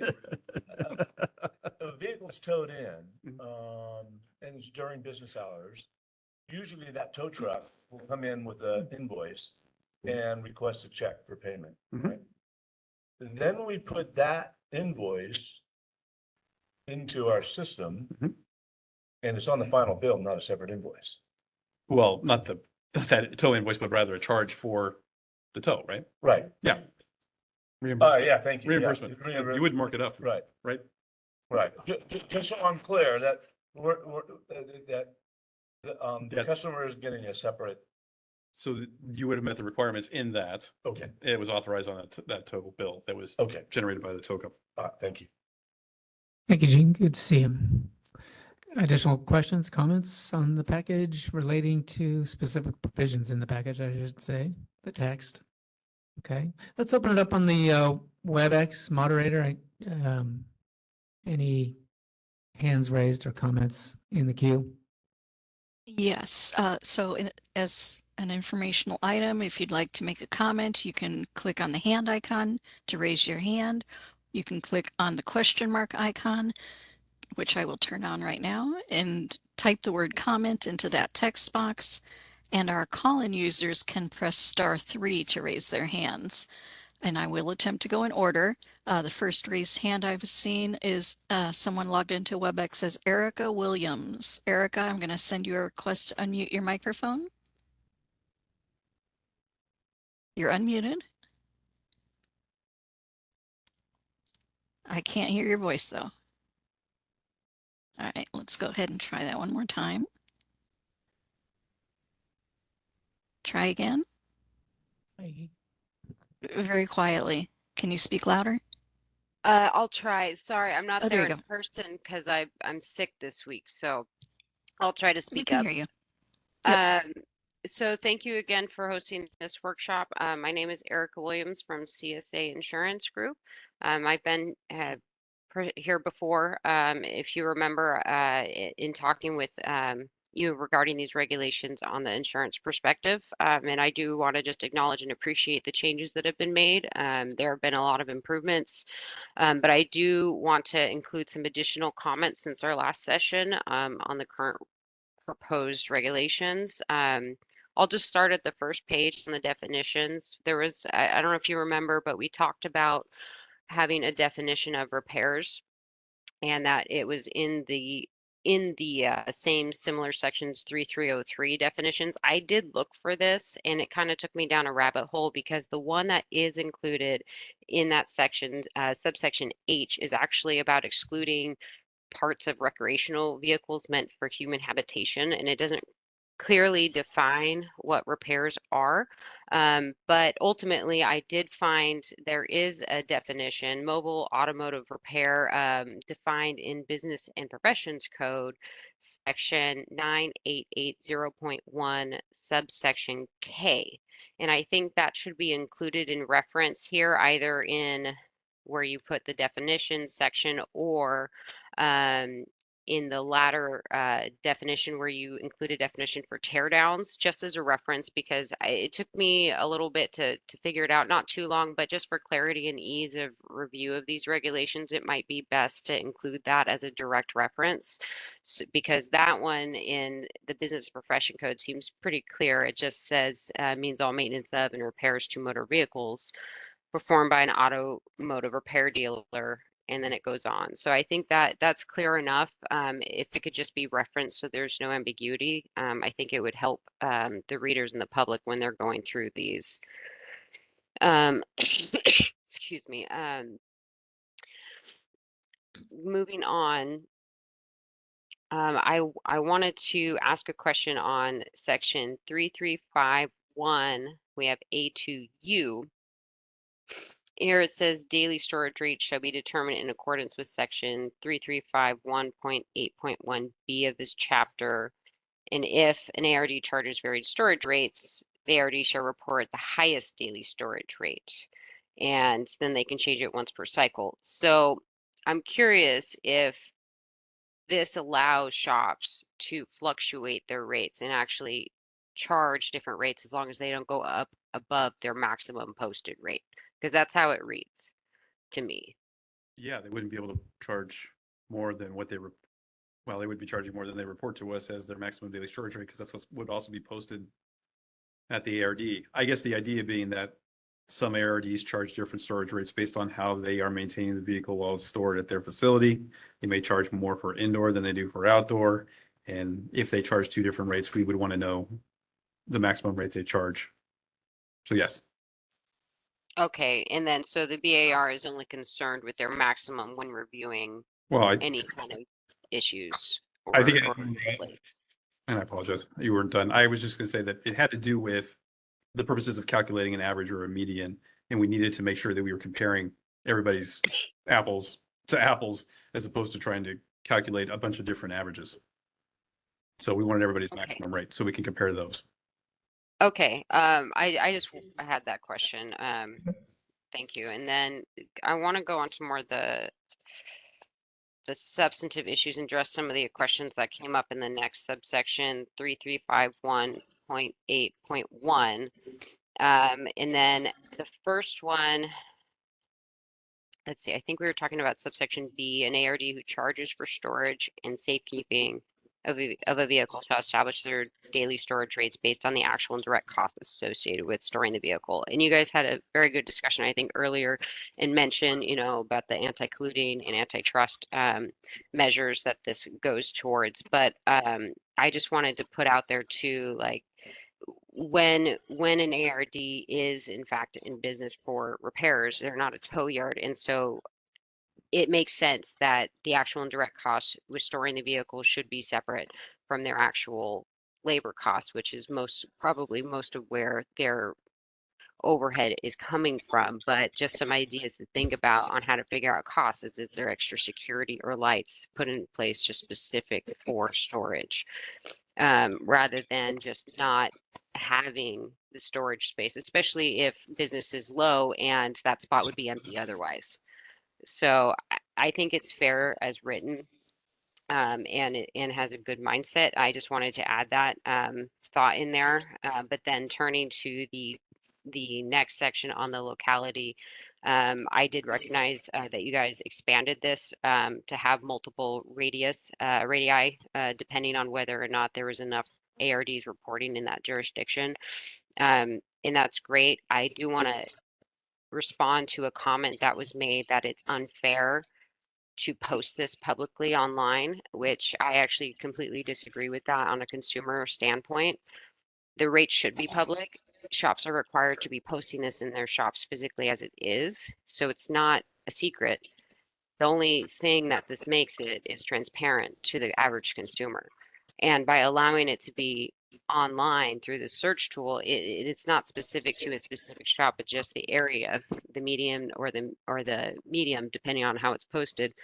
It actually combines technology with that manual process of posting it. So a consumer, like say they're an elderly consumer that doesn't have the means to go shop to shop and shop around, they have the ability to look online and find out the storage rate before they decide which shop they're going to go to. They can call around. I know a lot of people who do call around before they take their vehicles or motorcycles into shops for repairs to find their best rate. And this allows them to compare that. It has nothing to do with the insurance companies, and it should be everything about the consumer. And not disclosing it actually would harm these consumers, because then it does prevent the transparency that consumers should be having when looking for fair rates. So that I just want to make that comment there. Erica, before And you then, move on, I have a question. yeah. This is Patrick DeRay, Chief of the Bureau. As you heard, and I'm not asking you to commit to this, but do you think this will lead, as has been stated, to insurers not paying more than the average or the mean or whatever I mean, if they see something that's different than the number that's posted through this search tool, do you think that's going to lead to that from insurers, as has been stated? No, and that doesn't happen now. Vehicle Code Section 22524.5 specifically makes it clear that it doesn't have to be the average, that it doesn't have to be exact. If it's pretty close, which we don't have, and if that's 10% or 20% or whatever, it's on a case-by-case basis on the claims that I've seen and reviewed and talked with claims adjusters on. And as long as it's close to what seems reasonable for the area, it's not disputed. It's when it's double, triple, or quadruple the amount that we're seeing from other shops or nearby ones, or if we have information that they're charging half the amount just because they have a different client or a different insurance company, for instance, that's when they get pushback because they're not following that maximum daily storage rate that's posted in their own shops. They're changing it all over the board, and that's not fair because ultimately we all want to be fair to the customer, who's the net customer for both the shops and the insurance company. And we don't want customers to be left with a bill that they're going to have to go to small claims court for, which we've seen. We don't want to be sued by our customers and our insureds either because they have a bill that they're being sued for. So ultimately, at least our company tries to be very fair with every shop that we're dealing with. And it doesn't have to be exact, but it should be reasonable for the area. And this just makes it more transparent all around. And then I think it actually goes to another comment that was made about insurance companies pushing certain shops to go to certain places and then that shop being left with a storage bill. That's not true because insurance companies aren't allowed to tell the insurance customer where to go. If they're asked, do you have a recommendation? Then they can say, well, here's a list of recommended shops, and that's usually in a vendor network that doesn't have storage. So that idea doesn't exist because it's only when the insured picks the shop that it ends up at the shop, or a tow company decides to take it there because the insured either is forced to because it's 3 a.m. tow and they don't know where to go, or otherwise because the tow company owns the shop as well and they just take it to their own.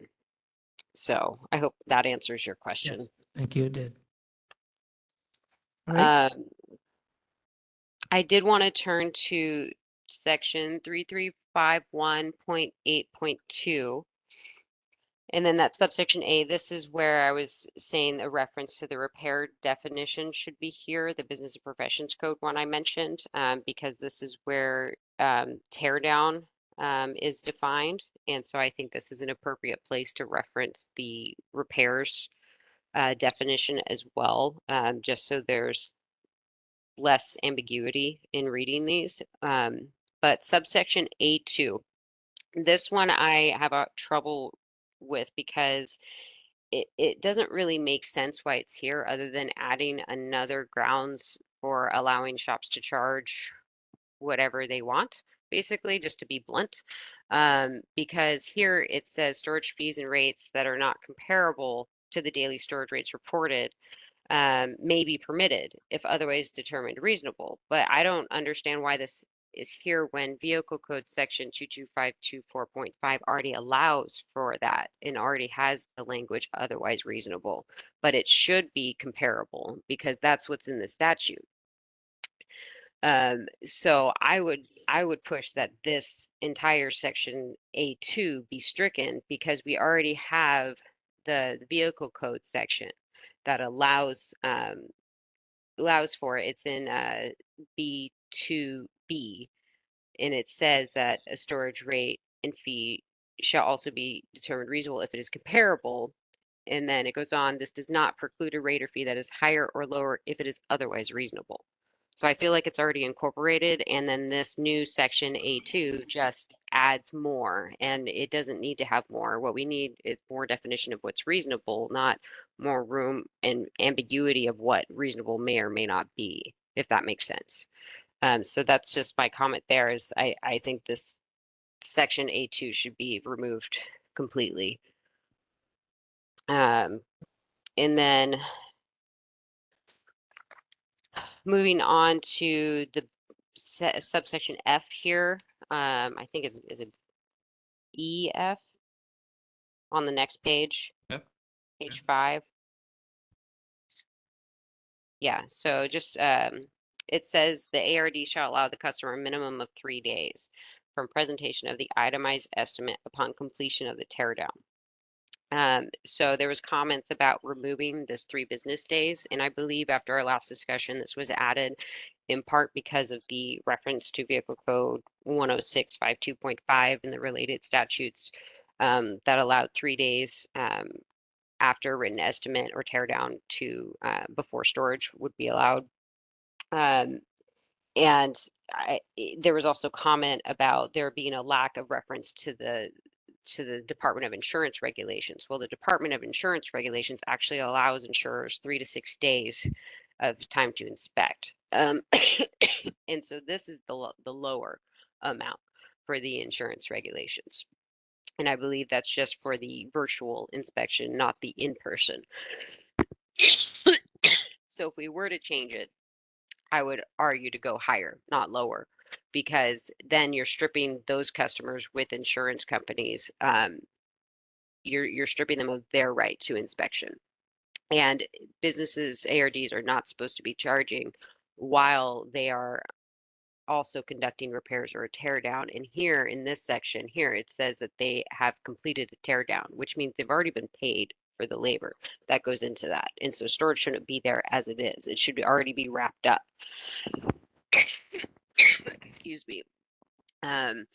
So I would either leave it or increase it, but I would not bring it down to a lesser amount for those reasons. Including and importantly because teardown is already being paid and storage shouldn't be charged on the same day as any repair or teardown, and that's been made clear in these new regulations and existing workshops that we've discussed. Sorry, I apologize for the coughing.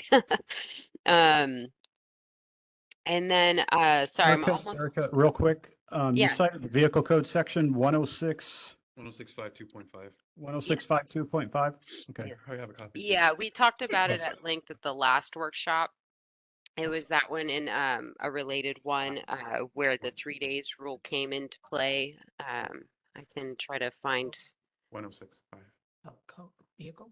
Yeah, sorry. Oh, okay. I didn't hear you. Sorry, Okay. Erica, please continue. Thank you very much for that. Yes. And then further down on our final section 3351.8.3, I had a few comments here. Subsection A, I wonder if there's a better wording here for when an ARD knows they cannot or will not repair the vehicle. Like I can understand several hypotheticals here that this would apply to, like an obvious total loss where it comes in and there's no way anybody would ever repair it just by looking at it. It's been run over by a semi truck, it's flattened, no good's coming from it. Or maybe it's a Tesla a Tesla car and they're not a certified Tesla repair shop. There are those times. There's other times where it comes in at that 3 a.m. call and they don't look at it till the next business morning. There, in these circumstances, there are, I forget exactly, I'm sorry I didn't write it down. There's a section where when a vehicle is demanded in this event for return of the vehicle within a day or then only 1 day of storage can be charged by any shop. But it doesn't go with the daily rate of market or CHP public rate at all. But there are a lot of circumstances, like I think someone here had already mentioned that there are shops that knowingly take these cars and they will never repair a car ever. And so it's just, the knows they cannot repair. I don't know, it can blend into the innocent, this is not a car we'd repair because we can't repair it, but we'll hold it till you can move it circumstance. And then there's ones that know that, like a Tesla, they walk outside, they see a Tesla and they still take it. We've seen that happen. And then we end up stuck with 10 days of storage because we're arguing that they should have never taken this car in the first place. And then they won't release it without their fees being paid before we can take it to an actual Tesla certified shop. So I feel like maybe this language should be changed to include like obvious total losses or things of that nature where it's determined that the customer will not authorize repairs, but if it's allowed that shops can accept vehicles that they will not repair and still take storage, I think there's going to be enough shops out there, those shady shops that are going to intentionally use this as their weapon to continue that effort of being an ARD to charge rates that they shouldn't be charging for storage rather than being a tow yard. Just even if it's not the rate, it's the volume of vehicles they receive. So that's one comment that I have to make there. And then the other thing about the CHP rates. So this vehicle code section is again the existing statute, and I appreciate that the bar is trying to differentiate between subsections C2A and B of that main vehicle section. For storage, so that way we understand when market rates can be applied versus CHP rates. We do still have the issue of knowing what those public rates should be. I actually did try to have our company contact CHP for information request and was denied, saying that they didn't have this information. So one thought is in that survey tool or search tools to create a survey for public market rates. That would be very beneficial, I think, to everybody. Usually there's contracts that tow companies have and tow yards. I'm not sure if shops would have them too, but there are posted rates for that. San Francisco, for instance, has them, and we have some information that they're like between $60 and $70 a day, so drastically lower than the ARD rates that we've seen. But those rates again are hard to find readily. So it'd be nice if somehow the BAR could post that either as a separate tool, just a sheet that could be accessible, maybe not the search tool, but because it's by county, I think for most of these rates for the public. But the BAR might have more accessible means of obtaining that information than private customers or individuals. And I think that would also help shops know as well, like what their parameters should be per this vehicle code. So just if that's something that the bar can consider, I think everyone would benefit from that. And then on the next section, B1 here at the end, I understand that this is supposed to be prior to storage of a vehicle, when they receive a vehicle from someone other than the registered owner or their representative. There was a comment about how much time is given. There are vehicle code sections about abandonment of vehicles if they truly cannot find an owner, and there are storage permissions granted in those statutes. I do not have them here on me, but I have reviewed them before. I believe they're in the vehicle code. They might be in the civil code, but that is already allowed for under abandonment. If for some reason 30 days goes by, and there's a whole another section on how to lien sale those cars if they truly are lost and unable to be located. And then I did want to circle back actually to our proceeding section because one question I did have is in the 3351.8.2a, it allows for the market rate to be charged when ARD performs repairs, including a teardown. But what happens when they do a teardown and then they don't complete repairs? Because the way this is phrased is that storage, I think it's, yeah, subsection B here says to charge for vehicle storage incurred after completion of repairs. Then it lists the procedures, but what happens if they do the total loss or the teardown and then it's declared a total loss? So I think the language should be expanded here to say after completion of repairs or following a teardown but um, then subsequent repairs aren't authorized, or then the vehicle is determined to be a total loss, something to that effect. So it encompasses that scenario, because it seems like the bar is wanting post tear down cost to go under the market rate rather than the public rate for storage. So I think it would just make it more clear if that's encompassed here as well. Okay. Um, Just so you know, actually, a tear down is a specific job. And once you complete the tear down, you completed the contract. And if you provided the itemized estimate to the customer, you have met you then have, an area has a benefit of a lien in that situation once they have presented the customer with the itemized estimate of after the tear down. So that's the reason why there is a situation by which you could have performed the tear down, generated the itemized estimate, and somebody doesn't authorize the repair work, and you would then start charging storage fees. Yeah, so I'm just saying with the storage rate where it goes, because the tear down would be paid for separate and unique from the storage regardless of whether or not they continue on with any repairs, yes, they would get their tear down fee. I think it was in our last workshop that was the discussion of where that would apply. Would it go into the market rate for storage, or would it go to the CHP rate at that point? Because technically, even though they did tear down, the vehicle would end up being totaled and salvaged in the end. Yeah, but the reason why it would be under C2B is because they had contracted and performed automotive repair like an automotive repair dealer, as opposed to storing a car like a storage lot. Anyway, I appreciate it. Okay. Yeah, so it's just some comments that I had on that. And then finally, I wanted to revisit the last thing I promise, that discussion we had about Civil Code Section 3068 capping the maximum lien storage amount at 1025 or 1250. I did find a case that's insightful. So I'll just say it here for you to write down if you'd like to look at it later. It's Universal CIT Credit Corp versus Rater, RATER. This is a 1963 case, and the citation is 214 Cal App 2D 493, and then the second case, sorry, it's two cases, JP Morgan Chase Bank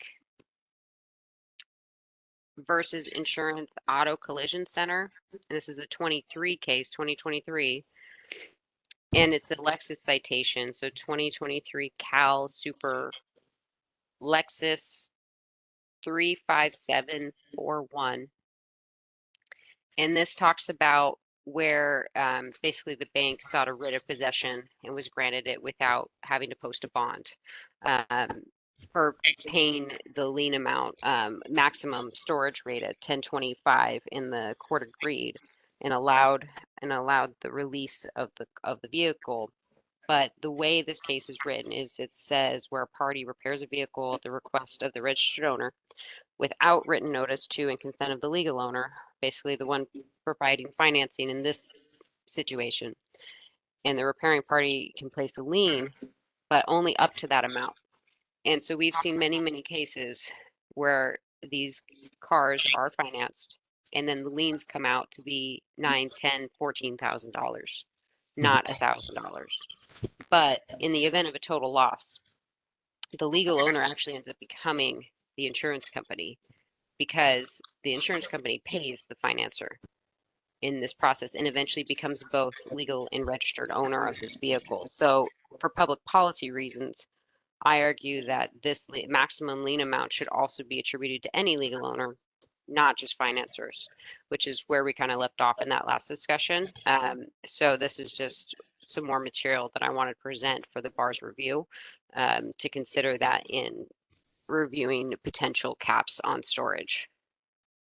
Okay, I appreciate it. Just so you know, the legal owner definition in Vehicle Code 370 has a bunch of separate provisions, but one of them has to do with reporting requirements for the Universal Commercial Code, UCC. UTC. You- Yeah, I think it's.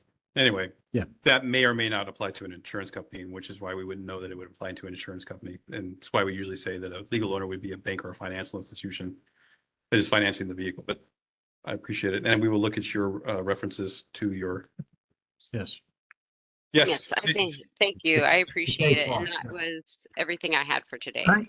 Thank you, Erica. Get better. Yeah, feel Get better. well soon. Thank you. Yes. Additional comments, moderator. Yes, there are.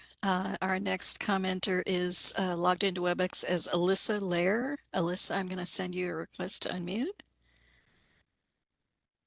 You're unmuted. And everybody, I appreciate that you're holding these meetings. I think they're quite valuable. I own Johnny's Custom Auto Body in Gilroy, California, and I'm sorry for part of this. I was actually driving and trying to scribble notes at the same time, so I might bounce around a little bit. My first question is, on your board of everybody that's discussing all of these things, do any of you actually own a functioning body shop, or have you? Are you talking about, Jack, do you own a body shop? That's the question. I know you are auto repair shop and not an auto shop. Okay, so auto body and mechanical, two different planets. They are. Two absolutely different planets. And you are treading water into labor rate survey land, which has been an adjunct failure because Erica, I'm sorry that she's sick. She actually represents a company that I can prove to you and be happy to email you all of the information. Her company, nor has any other company filed a factual labor rate survey ever. And I've gained all that information from, it's all public information. I walk into shops, I take a picture of their wall, and then I look and I do the average and I do all the things that they say. Anyways, it's just a way, and the insurance companies have effectively kept our rates low for decades. With all the work that was done into that whole system, it's still an adjunct failure. Matter of fact, I have to fight insurance companies to write their estimates in conjunction with the Right at Right system. And I can literally give you a million examples of that as well. Honestly, I looked into the legislator that put this stuff up, and he's financed heavily by insurance companies, which I think is a problem. Can I jump in here real quick? We're looking for specific comments on the text. that Okay, has so been drafted, in regards to the test, not necessarily stories that and experiences at this point. well, I'm just trying to give you a little bit of a background because it doesn't seem that you guys actually function within the planet. So it makes sense where we're having this additional discussion. So let's see, 3351.9.1. The CHP, she likes to say it's the public information. Those are contracts between the CHP and the tow truck companies. So in that, I believe somebody else was talking earlier about what the value of my space is. I am not a storage place. I have a perfect example right now. You want a three day, 6 day, all of a sudden insurance companies want to adhere to regulations with that rule as far as being able to charge and this and that. I've been contacting an insurance company daily for 3 weeks, and then they'll get upset when they have a $3,000 bill for storage, and they've been ignoring me for 3 weeks, and I email them daily. So it's very challenging for me as an auto body shop to deal with that, because on one hand, there's regulation for this and that, and I guess it's just frustrating because it's not really fair to shops, because honestly, I did the math on my space, and it's about $365 a day that I lose easily for a spot that a car sits. I don't want the car there. And no matter if the car is brought in on a tow truck in any way, shape, or form, I'm still doing documentation on that vehicle. That still takes time. That still takes labor. It's extensive. I still have to contact the insurance company. I still have to keep the customer apprised. And I'm not compensated for those things. It's a constant battle with the insurance companies in the labor rate survey situation, which you guys are treading deeply into that. Let's see. I had that note. Sorry, I'm trying to look through my scribbles when I was driving. I apologize. I think somebody else clarified that if we include an incoming tow invoice within the estimate, that is sufficient. Well, Yes. yeah, is it line item on your estimate? Correct, yes. Yes. Okay. Let's see, calibration. Sorry about that. Like I said, I'm going through some scribbles that I wrote down when I was driving. The word reasonable. Who decides what the word reasonable means? I don't even know if we really said we were on the regs. We called it comparable, and BAR is making the determination if it is comparable or not. Okay. Because as far as posting all of these rates that you want everybody to post these rates online, I assure you the insurance companies will use their version of what the median rate is, and they will go for the lowest possible because that's what they do. They do the same thing with the labor rate survey, which I think Jack clearly brought up to you.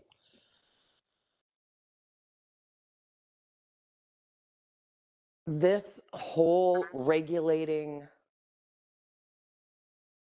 what somebody can charge versus what somebody else can charge, especially now you're also kind of copying how the labor rate survey goes with a 5-mile radius, 10-mile radius, whatever.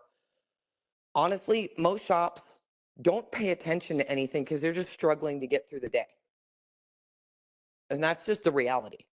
With all the regulations we have, with all the other things that we have to adhere to, I understand that that's what your job is to come up with regulations and clarify things and everything like that. But what you're not taking into account is the extra time that it takes to do these processes that we will not be compensated for by the insurance companies. They won't do it. And when somebody's car comes in, no matter what time of day, no matter what it is, it takes time to process that car. Yep. You know, it takes time to do this. And then I got to deal with the computer. I have to contact the insurance company 50 times to tell them to get the car out because it's a total. And we'll send them a total loss estimate. They'll send me 4 days later, they'll send me back an estimate to repair. I'm like, no, no. I'm sorry you hit the AI button that tells you that the estimate's okay and we can go forward, but that's not factual. I gave you a clear estimate, it's a total loss, and then I spend the next 3 weeks arguing with the insurance company that it's a total loss, and then they complain that they have a fat bill. When Right. day one, I tried to tell them to get the car out. All right, So Alyssa, Alyssa, I've got to move on to other speakers again. I was looking for specific comments on text, not some of these stories that we've heard time and time again, and we're trying to resolve this, but I appreciate the challenges you're experiencing. If you've got specific comments on the text itself, feel free to send us an email with that. Who do I email? You can, there's a, My email was on the. your email was on the presentation, yeah. All right. You can find the presentation on the website. Yep. All right, thanks. I guess it does apply to things. I just didn't have the numbers written down as you guys were talking, so I apologize Yes. for that. It's kind of hard to Definitely. drive and write down the numbers. All right. Thank you. Thank you very much. All right. Moderator, can we go to the next comment or? Certainly. Let's see now. Parsa Hajarian, I'm gonna send you a request to unmute so that you can read the comment that you left.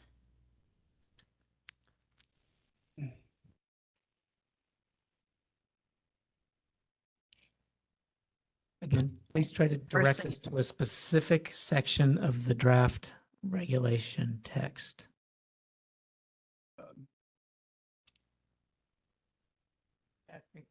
Okay, Parsa Hajarian is not with us any longer. Okay. No, there you are. There it is. Goodness. All right. Parsa, did you get a pop-up? Yes, there you go. Can you hear me now? Yes. Awesome. So I think the previous person already said what I'm going through with some of the complaints that I have. There are auto body shops that they do tow the vehicle and they do charge for it, but I think that's already been talked about, so I'm not gonna pursue that. And one question, where can I get the proposal the storage proposal because I looked and I can't find it. Do you mean the regulation text that we're talking about? Yes. It is on our website. If you Ah. go to our homepage, actually in the latest news section, it's on the second. It's like What are we looking for? workshops. Okay. Yeah, look for public workshops, regulatory actions. You'll find the information about the text, and you can see the presentation. Is that the April 25th, 2024? No, it'd be today's date. Okay. Right. I'll look for it. Don't worry. Yes. Thank you. Thank you. Thank you. Moderator. Yes. Next Yes, comment. thank you. Next comment is from Andrew Battenhorst. I'm going to send you a request to unmute your microphone. There you go. Me? Yes. Hi, Andrew here from Pacific BMW's Collision Center. I've been on most of these workshops. Some of you guys might recognize my name. I have just one simple question. Kicking the can down the road and assuming that this all goes into effect and the regulations come out, I have seen many examples in which you guys determined that our rate for storage is reasonable. The problem then lies in that you guys do not have jurisdiction over the insurance industry to be able to determine, to tell them that, yeah, the shop's being reasonable. An adjuster can go back and say, you know what, we don't care what the BAR has to say. We can do what we want. And that results in typically a deduction off of a customer's total loss settlement when that disagreement happens. So I'm trying to understand what's the enforcement side in your guys' opinion. What can you do? Is there a message that's sent to the CDI to let them know? Because sometimes it feels like when you go to ask your mom if you can go outside and play with your friends, and she says go ask your dad, and then your dad says go ask your mom. Because that's kind of where, as a shop, I feel like I'm stuck in the middle of that when I'm just a guy trying to follow the rules and charge fairly and make sure I'm not doing anything incorrectly. Yeah, so obviously our enforcement mechanism is against our registrants and not against insurance companies, as you already mentioned. If you're asking if it is inappropriate for an insurance company to take money off a total loss settlement because they believe the storage fees were not reasonable or comparable, it's a CDI question. And if you're asking if we talk to CDI, we do on occasion, especially while we've been working on these regulations. But CDI would be the one that has a regulatory authority over insurance companies and whether that would be an appropriate action on their part or not. It's tough because I don't think the CDI is present at a lot of these workshops, and I know a lot of these changes to the regulations are coming from insurance companies, and you guys are taking their concerns and consumer concerns to make sure you're protecting their rights, that's important. I agree with that. But when you look further down the road after things like this go into play, there's still a gap. There's still a hole in the way that this is handled. And oftentimes as a shop, we may have to decide to give that money back to the customer if we want to ever have that customer come back to our shop, or we roll the dice where it may end up going to court. So just wanted to thank you guys for all the hard work you're doing. And that was just my 2 cents. So thank you. Thank you. Thank you, Andrew. I know you also are one of our participants, panel members on informal citation conferences. I don't know if you've participated yet, but you've been a good partner and volunteer in our efforts. So, and I know you've referred some matters to us to look into as well. So I appreciate that. And our next request for comment is from Samantha Corbin. Samantha, I'm sending you a request to unmute your microphone.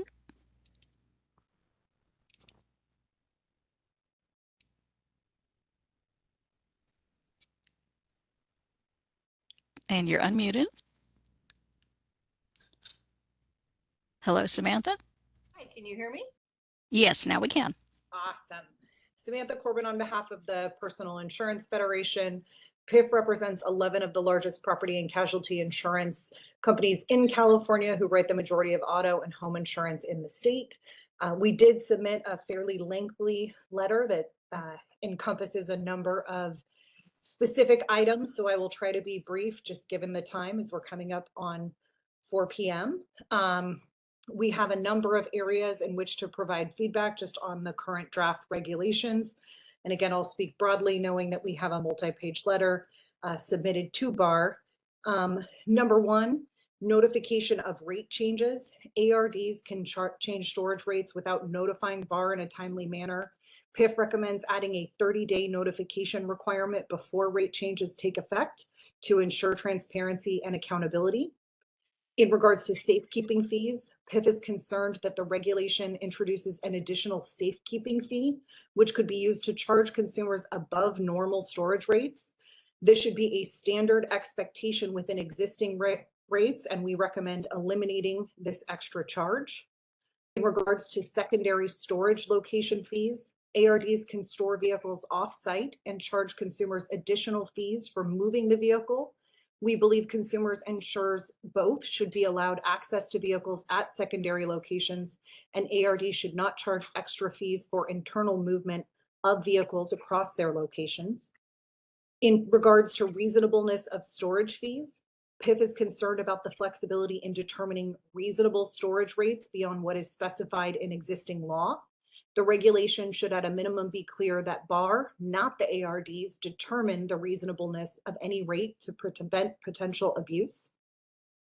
To improve transparency, PIF also suggests creating a database or system in cooperation with the California Highway Patrol to help consumers and insurers compare towing and stowing charges with those provided in public agency-initiated requests. In regards to the Department of Insurance timelines and alignment, PIF recommends aligning the grace period for vehicle inspection post-repair completion from 3 to 6 days as required by the CDI to provide consistency in the process for both virtual and in-person inspections. In regard to notification of insurers, it's critical that both consumers and third-party payers receive timely and adequate notice when storage fees start accruing. This is essential to help consumers navigate the process and prevent unnecessary or inappropriate storage charges from accumulating.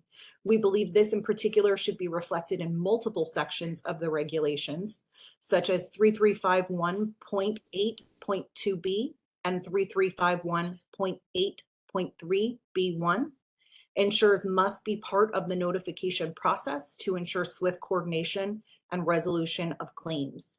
All of that said, PIF appreciates BAR's efforts and is committed to being a collaborative partner in ensuring these regulations protect consumers and ensure transparency and fairness in the industry. We know you're at the start of the process, and we look forward to further communication. Thank you, Samantha. We did get the letter. I've already shared it with both Matt and Bill here and a few others. So I appreciate working with PIF and you and Saren and all of your members. So thank you very much. Of course, thank you so much. And our next request for comment comes from someone logged in as Jeff Butler. Jeff, I'm sending you a request to unmute your microphone. You're unmuted. You can go ahead, Jeff. You can hear me. Yes, now we can. Got it. Let me pull up my notes. Thank you. Appreciate the opportunity to speak regarding the language for 3 days that's proposed. Effectively, what you're asking is a repair facility to hold a car in a production stall or on a rack for 3 days. There's going to be a financial impact for the shop. Now, our repair facility has a 24-hour window for once a car's torn down, we send notice. It's not a hard conversation to have in advance. We provide written notice in our contract, and we can tell them this is a small repair or this is a big repair, and here's our time frame. And we'll give them warnings. This is where if it's days to tear down, then we know it's coming. But we have got 50 to 60 cars on site, some in the lot and some in the shop. And if we've just got to have a parking lot inside the shop, that's going to cause a financial impact. And I think that I just don't think that's appropriate. But what I wanted to say more so was that there's some unintended consequences that are going to happen. I think if somebody started limiting my ability to cover my overhead, then you know, what would be the natural reaction for a repair facility? I think you're going to find a way to cover your costs, and you're going to start charging more to tear down a car, so you're not stuck having a parking lot. I mean, we could have 5, 7 vehicles on the shop floor or in various positions that are just on hold. That's just an untenable circumstance. So I wanted to share that perspective in hopes that the committee would take that into consideration. Next point, I wasn't clear on the language regarding the shop rates. Strike that. The not talking about labor rates, the storage rates, and that the like for instance, our shop has different storage rates for different circumstances. Outside in the lot that's not part of the repair facility, that's $175. If it's in a production stall, that's $250. And if it's on a frame rack and we're in repairs or we're put on hold for some reason, that's $900, because that is a horrendously, that's $250,000, and it's actually worth probably more than 300 now of equipment I've got sitting there, and there's just no way I can afford to have a car idle in that area. Those are posted, they're in our contract. Clients are advised in writing, but it seems like a fair way, and maybe a more I guess that's what I was getting at. A more transparent way is to make sure that the categories are labeled. Because if I reported just $950, that sounds pretty expensive. Kind of skews how the information could be read, and I'm just looking for some accuracy and transparency there.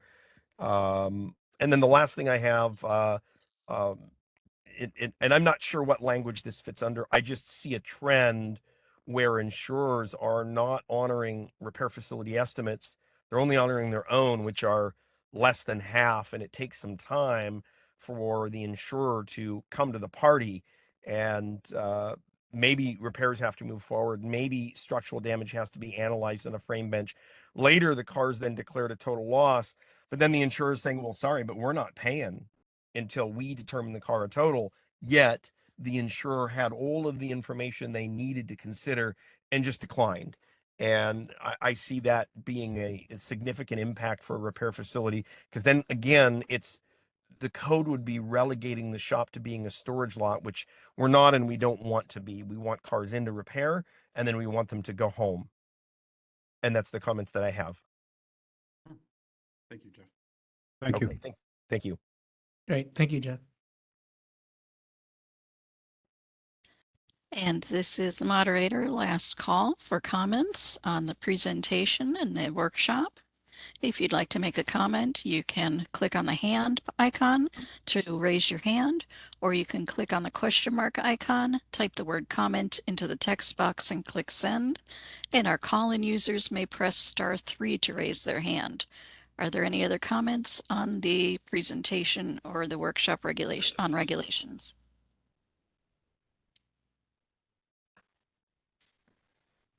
I do not see any further requests for comment. Shall I close the public comment feature?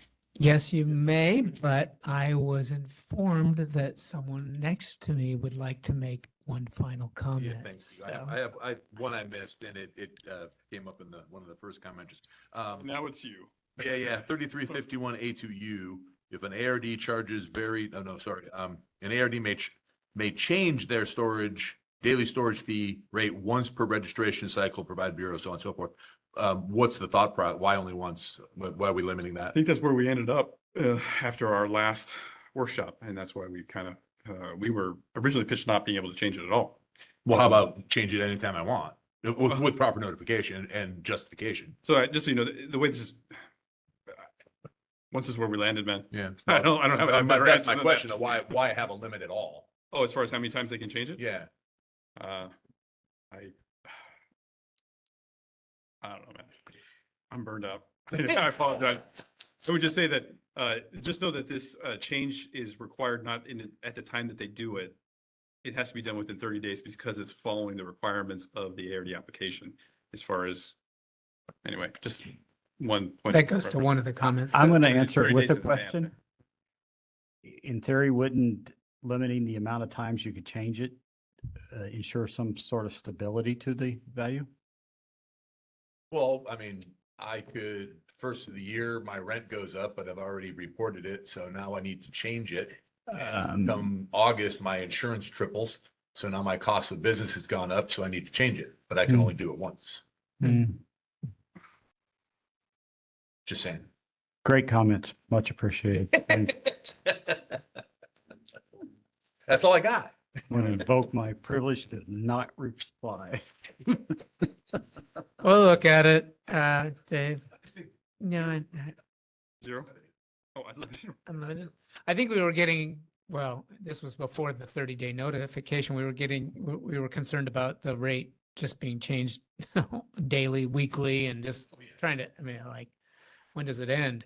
And keeping track of all of that for purposes of the transparent search tool. But I don't know, we can look at something beyond once. Anyway, I'm sorry to spoil everybody's fun, but I think it's getting close to adjournment. Yeah, I know. We. Only bar staff. It seems a little, I'm surprised they're still here. seems a little early to be saying this, but Would have hung out this long otherwise. I want to I wish everyone a happy end of the year. It didn't even seem like holidays or anything like that to me, but the next time we will see all of you most likely is in January. So long after the holidays, or not too, well, a few weeks after the holidays. Anyway, thank you very much, everyone. Thank you, Matt, for the presentation. Thank you, Bill, for stepping in to help field some of the questions. Thank you to our WebEx moderator, Ann Fisher. Did I get that right? And Bryce Penny, our webcaster. This will all be available on the Bureau's website, the recording of this workshop next week, most at the earliest, late next week. Thank you, Bryce, for doing that, and Zach, obviously, for putting together the workshop presentations and all of the agenda items for the earlier meeting today, our advisory group. Thank you all. I am happy to say that we are adjourned, and we will see if we have a fourth workshop in January. Matt's shaking his head no, but I don't know. I was thinking this one might be done in an hour and a half, and I underestimated. But anyway, have a good rest of the week. Enjoy your weekend and rest of your year. Thank you. Bye.